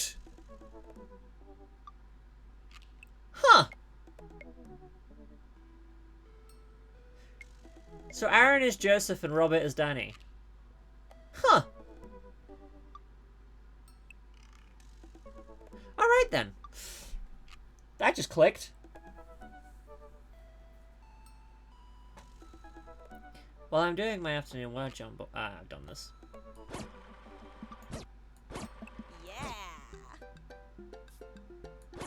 Yeah, she got it.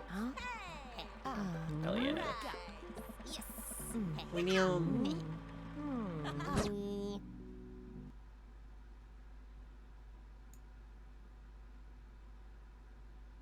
Did Welcome. okay? I thought it You've broke. got dads. Ache.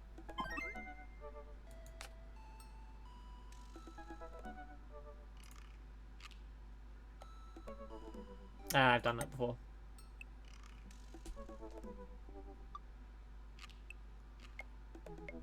I kind of feel like I'm getting a bit of lag, but why? Is something overrunning right now?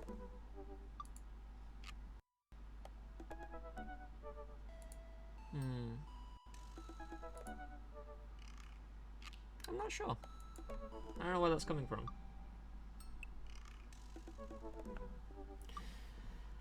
Maybe it looks better on your guys' end though?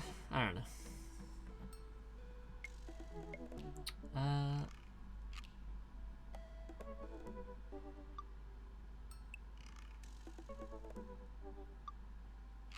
Is it lagging on your guys' end?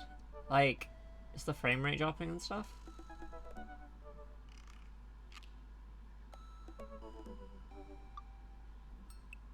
I don't know what that could be.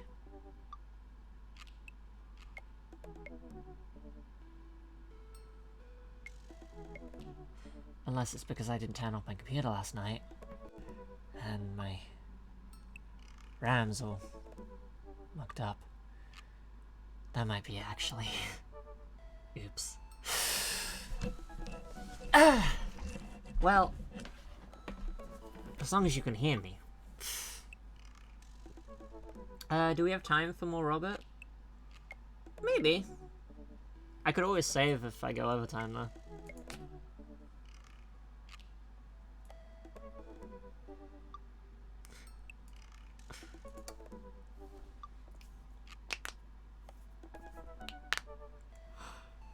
Oh.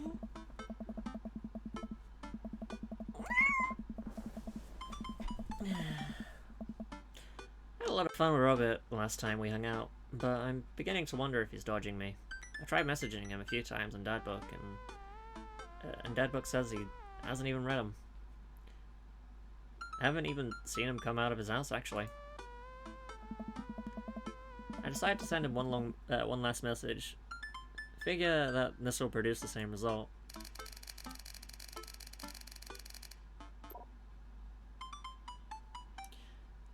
I walk away from my computer because at this point, I know he's not messaging me back anytime soon. Alright, so we can zoom past all this.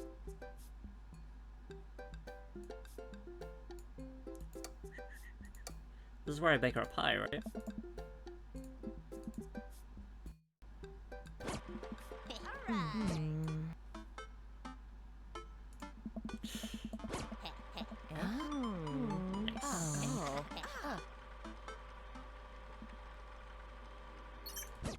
Hey. Finn. Hey. Finn. Hey Finn, I'm outside. Come outside. Where's that? I was just on the verge of falling asleep. I climb out of bed and try to identify the source of the dinging. My computer screen illuminates the dark room. I walk over to it, ready to turn it off. When I notice what's happening on screen. Don't make me honk. I will honk. Get out here. I look out my window and sure enough, there's Robert, leaning up against his pickup truck in my driveway. I open my door and try to figure out what's going on. Hey. Hey? Wanna hang? I was kind of sleeping. That's no fun. Come hang out.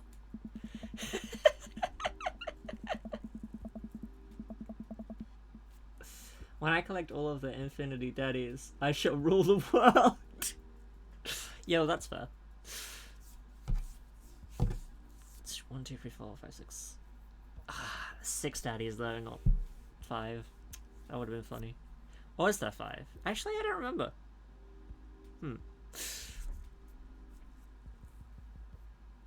I would argue that sleeping is very fun, but I don't have to be anywhere in the morning. Might as well live a little. Sure? I don't know. Cool. Plan on going out like that. I look down and realize that I am, in fact, not wearing pants. I mean, I don't mind.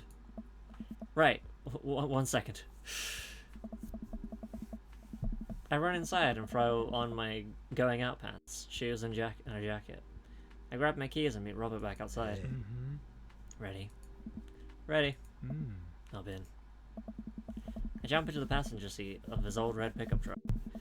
I have to move a few emptied cigarette packets and gas station receipts out of the way before I can sit.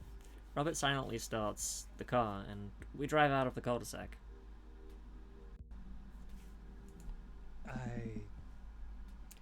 You like Tom Waits?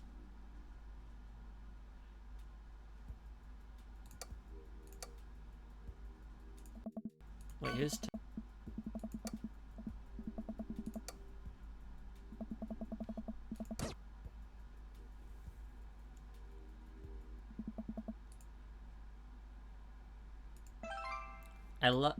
Before I can answer, Robert turns up the radio. Yep, that's Tom Waits, alright. He lights a cigarette and cracks the windows. We drive together in silence. So, where are we going? Robert doesn't respond. Robert? Oh, I heard you. He still doesn't answer my question. I look out the window and notice that Robert's taking us to the highway. I twiddle my thumbs. Well, whatever I've gotten myself into. It looks like I'm in it for the night. I settle into my seat and watch streetlights pass by. I glance over to Robert, who's driving intently. He looks tired, as as he always does, but there's something a bit more there that I just can't place.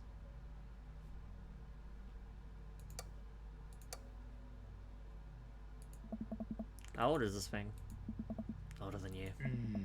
Stop looking so nervous. I'm not nervous. I'm a little nervous. Just hang on, we're almost there. Almost where? I have no idea where we are. I think we're moving at a slight incline, but I'm not so sure.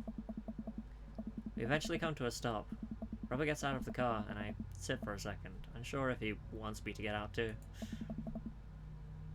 What are you waiting for? What are you waiting for? I hastily exit the car. Robert sits on the bed of his truck and pats the space next to him. I sit down and take in the view. We're on a hill overlooking the city skyline against the bay. The cool night air rustles some trees near us as lights blink in the distance. Off to the side I can see an entrance to a dense forest. Man, it's also gorgeous.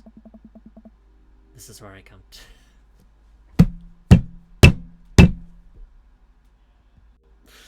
I apologize for these next lines. This is where I come to masturbate. What?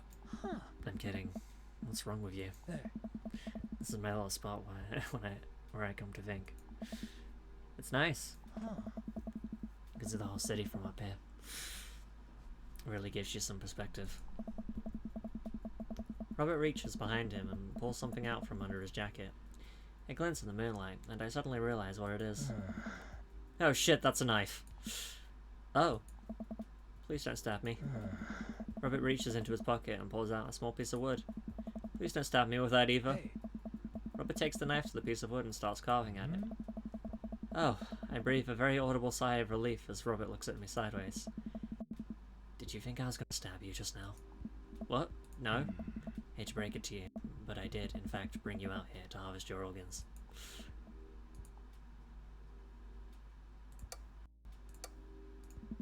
I laugh.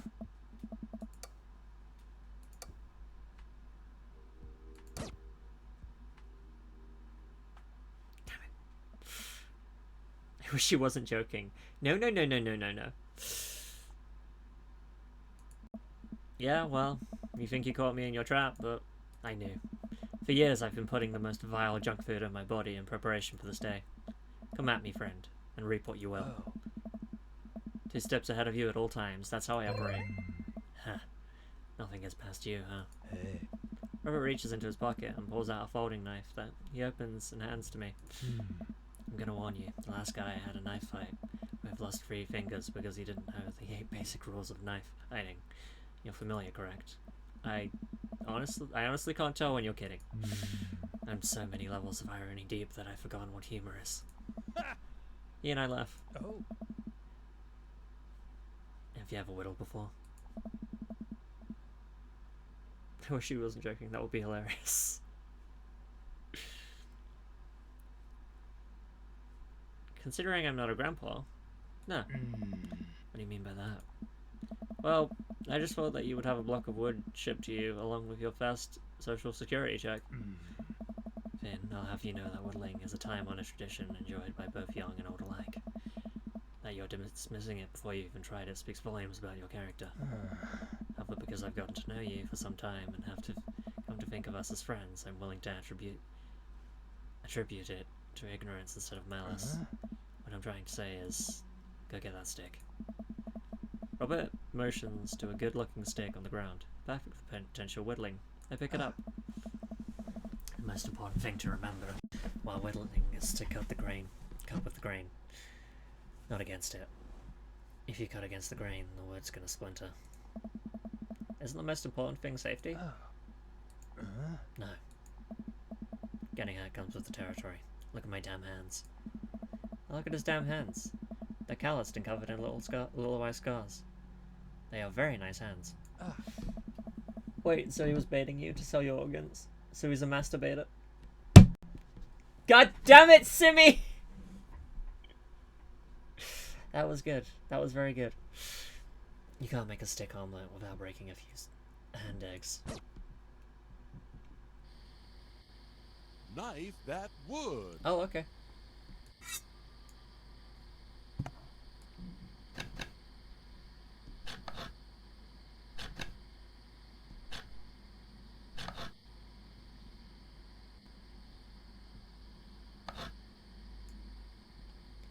That's a good start. What is it?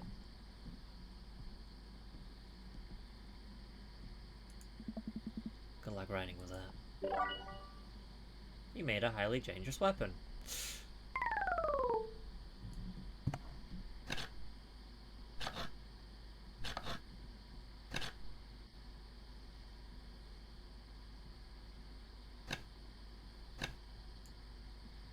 Tell me about this one.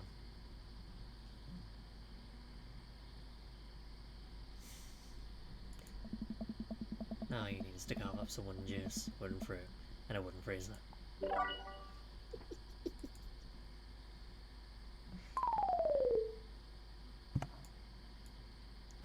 is actually kind of fun.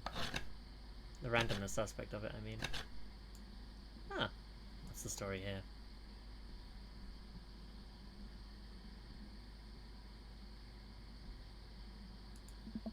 It's working. I think he could take me in a fight, probably. Tough guy, that's right.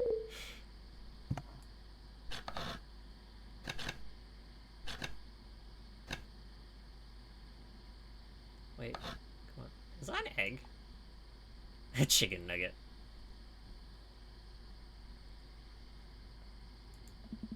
Please don't eat that. You made Robert uncomfortable.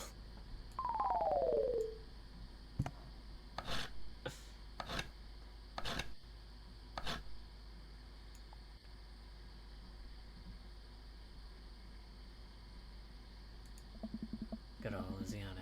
Beautiful place. I stopped there once, you know. Or was it Kentucky? You made Louisiana.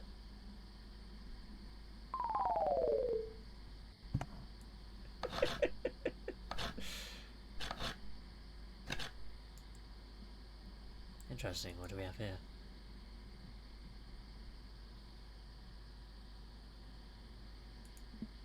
It's a stick.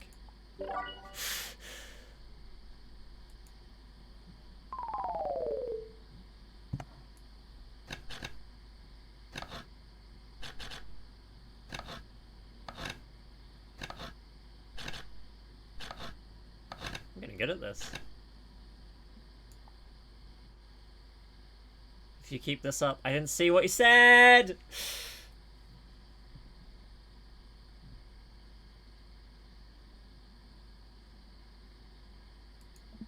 He's beautiful. I'm happy for you. I made a new friend. More! This is actually extremely entertaining to me.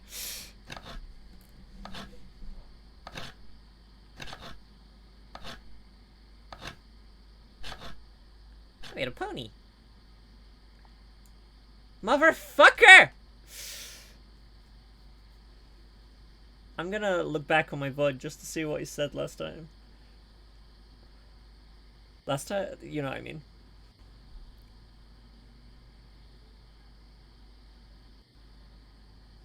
Sir Horsington the Brave, a brave and noble name for a brave and noble creature. You made a beautiful gift for Amanda. Hell yeah!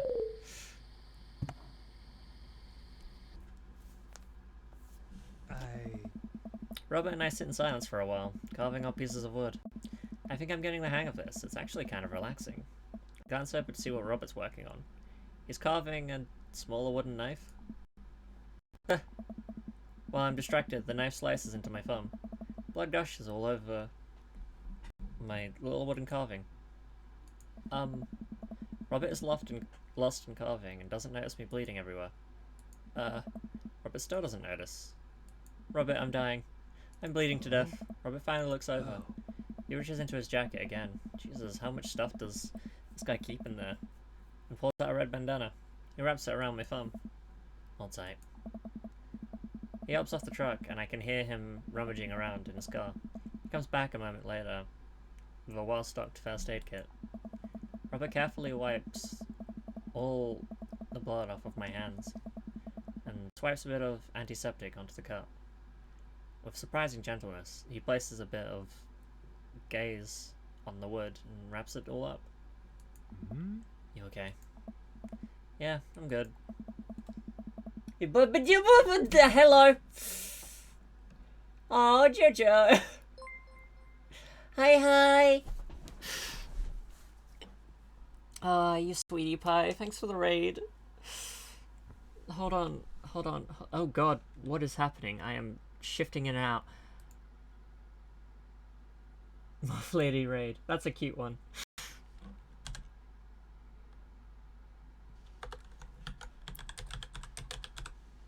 Please ignore the frame drops. Thank you.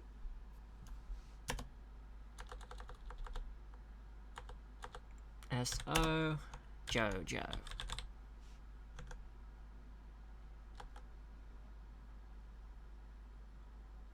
Yeah.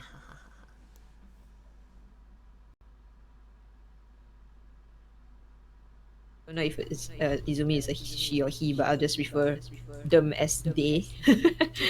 Yeah, they were also they are also doing like the final form for their line of characters. Zuma, hello Zuma. Finally, Hey, Zuma Julia. went in. I'm in chat, but not in vid. Hey, Zuma, listen to me.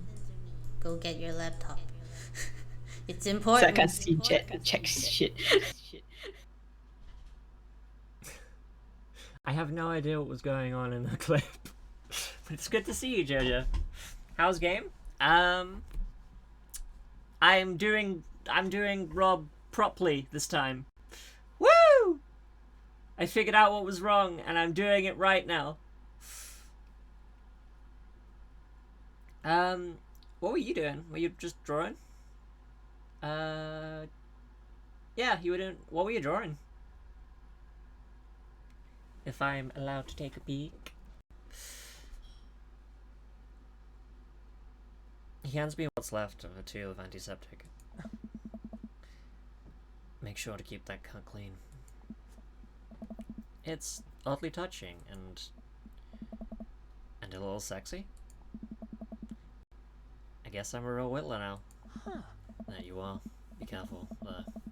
They're attracted to the smell of blood. Wait, what? What's attracted to the smell of blood? Cryptids. Tons of them out there, you know. Cryptids? Like Mothman and stuff? Mothman is bullshit, but yeah, this town's a hotbed for cryptological occurrences. You're joking. Oh, I wish I were. I'm a skeptic myself, or at least I thought I was. There are things in these woods that we can't possibly comprehend. Huh. Yeah, I made some drawing. Oh, I will share. Hell yeah. You know what that means, Jojo?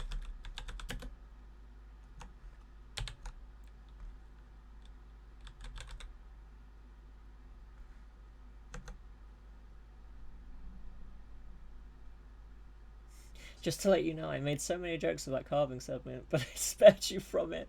Thank you. I appreciate your mercy.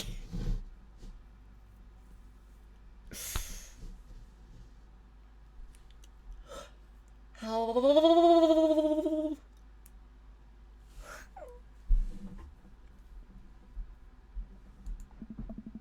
think about my entire time in the city.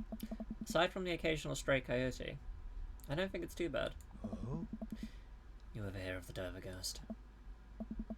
I don't think so. Oh. Well, let me tell you a story. Oh. I was out in the woods here on a weekend camping trip with Betsy. You know Betsy. You don't know Betsy, but she's a big pup. Pit bull. Real intimidating. I feel safe around her. Fast night goes without instant. I get some solitude. Betsy gets to pee wherever she wants. All good stuff. Second day, I get the idea into my head that I can hike deeper into the woods. Probably against my better judgment, but hey, we're just having a fun camping trip, right? So me and Betsy start marching in the woods in the morning. It gets a little late and we set up camp, but it's different this night. Real quiet. I can't hear the birds, the crickets, squirrels, nothing. Dead silent. Thank you. Click.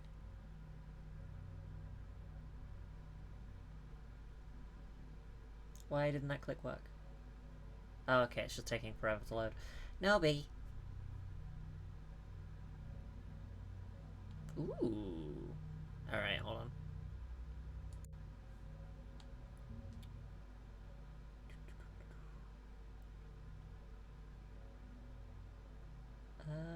is.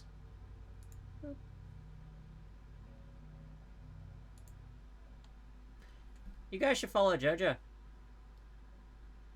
I'm working on the line art today. Heck yeah. It's for another streamer. Draw this in your style challenge. Cool. I like it. It's like a little flame finger thingy. Seriously, go follow JoJo. This is cool. Like, if you're not following them and you're from me, go now. Up to it. Thank you. Also, they're like a cute moth that, like, is also partially cursed, if you're into that. So, that's more reason to follow them. Do it. Thank you for sharing, JoJo.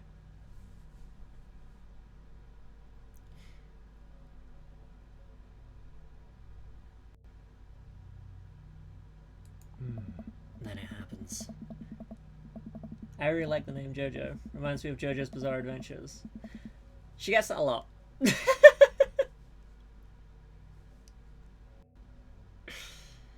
it happens. I hear the most unholy growl I've ever heard in my life, right outside my tent. Me and Betsy, we go to investigate. We look around in the clearing. Nobody's there. But there's this feeling. Not sure if I can quite describe it. I know someone, something is watching us. Betsy, though, she's scared. Never seen her like that. And when she's scared, I know that I should be too. And then I see it in the distance. A man, but if something I didn't know what a man was supposed to look like made it. It just looked wrong. Big, arms too long for its body, black eyes. It just stood there and stared at me. Then it disappears. I hear one yell from Betsy and I turn around to check on her, but she's gone into thin air. I didn't sleep at all in my tent that night, and I don't think I've slept right since.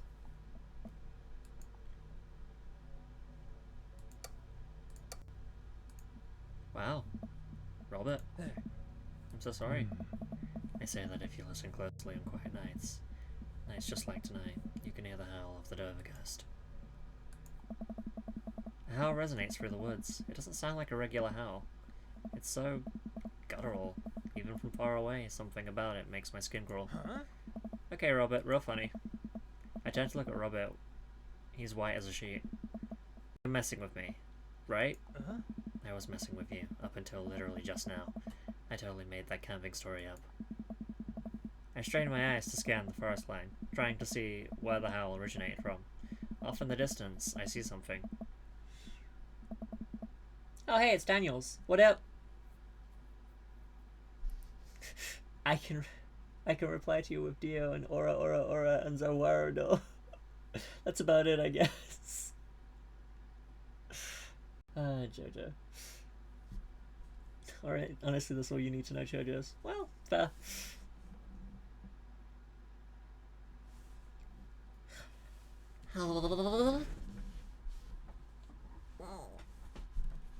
It's so far away, I can barely make out a shape. It looks human, but it's something. Do you see that? We should go. Really?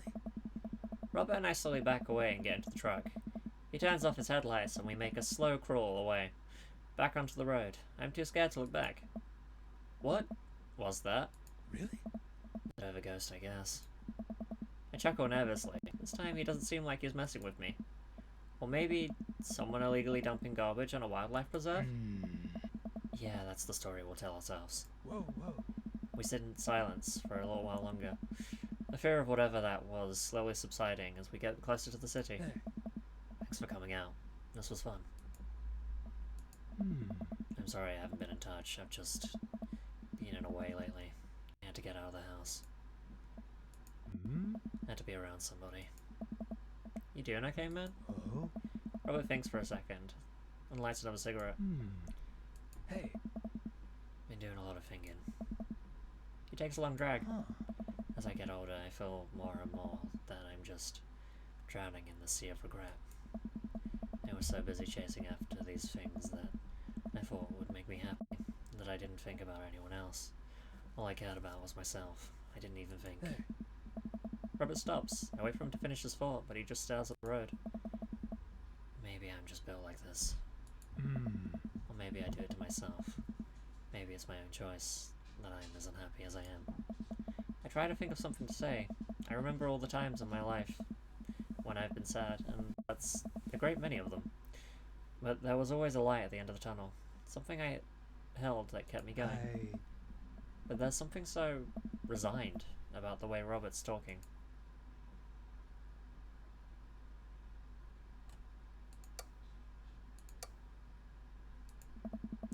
Must have taken a lot for you to want to tell somebody this. You're a mysterious guy, Robert. You don't have to be. Do you ever wish you were a better father? I think about it for a second. All the time, you can read all the parenting books you want, but nothing will ever prepare you for raising a child. There's so much stuff I regret or wish that I could have done better, but I don't have the answers. I don't know if anyone does. It's funny. I look at you and relate your relationship with your daughter, and it seems perfect. It isn't. At least you're there for her. I stare out the window at the blur of passing trees. I just hope I'm a better father to my kid than my dad was to me. What did your dad do? It's more of what he didn't do. He was quite stoic. Don't think he ever once told me that he loved me. He cared more about his work than he ever did about me or Mum. Do you hate him? No, I used to, but after I became a parent, I just kind of feel bad for him. He missed out on my whole childhood. When I think about all of the happiest moments of my life, they're all with Amanda and Alex, and he just wasn't there. It hurt like hell when I had to leave him to die in that Belarusian prison. What? I turn and smile at him. No, he's retired in Florida with my mum. We go there every Christmas. We both break out into laughter. We drive the rest... Good job streaming, Jojo. Oh. We drive the rest of the way in silence, listening to the radio and watching the bright lights of the city grow bigger.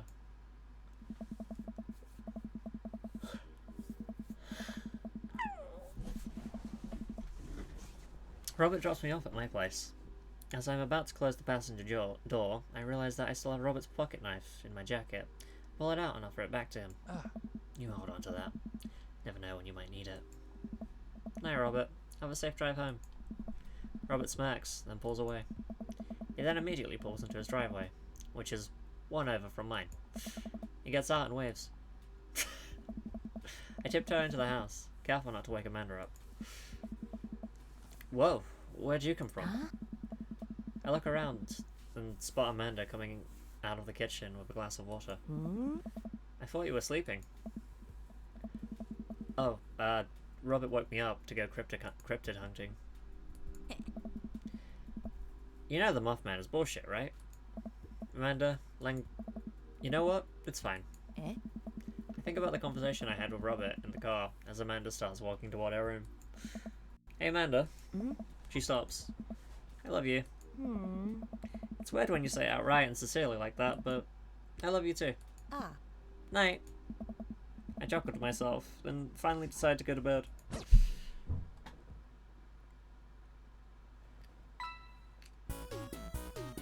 Simmy, you lewd!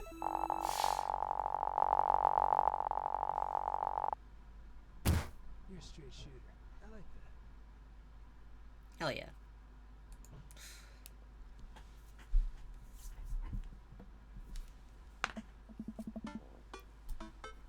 Alright, it's just gonna be the... Yep. Nyom.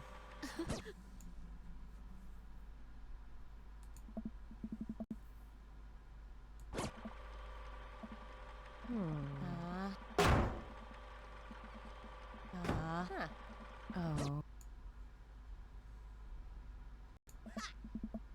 Yeah. Oh. We got this.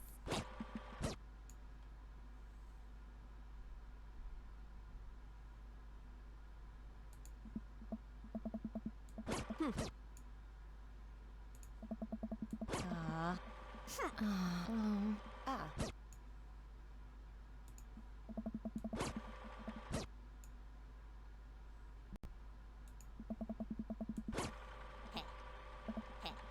love you too, Dad. I still love that I got that first time. Like, I didn't even use any saves. Welcome. You've got dads. Oh, crap. What? Oh, I know what this is. Wait, is this the ice cream one?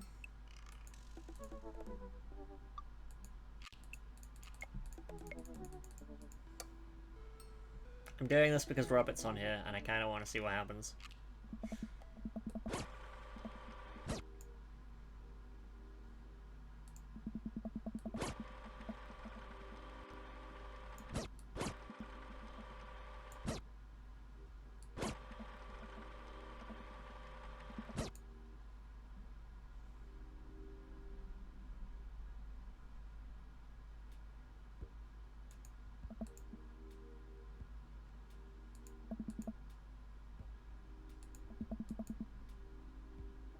I turn around and see Robert walking. Oh. Oh yeah, I remember this. Hey. Oh. Oh. Huh. Hey.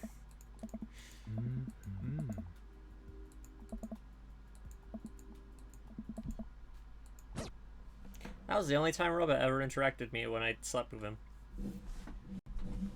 I have to restrain myself from making these jokes, but there's so many opportunities and material to work off of. You know, that's fair. We're gonna leave it there for Dream Daddies. Because I'm 2 hours in, and that's usually my cap for a game, so... Next Tuesday? Next Tuesday. Next Tuesday I won't be streaming, damn it. So, I'm gonna be having a minor surgery on Monday, and I'll be out for like 3 days after that. So... The Tuesday after next Tuesday? We'll go for Robert. I hope that's okay. I'm sorry.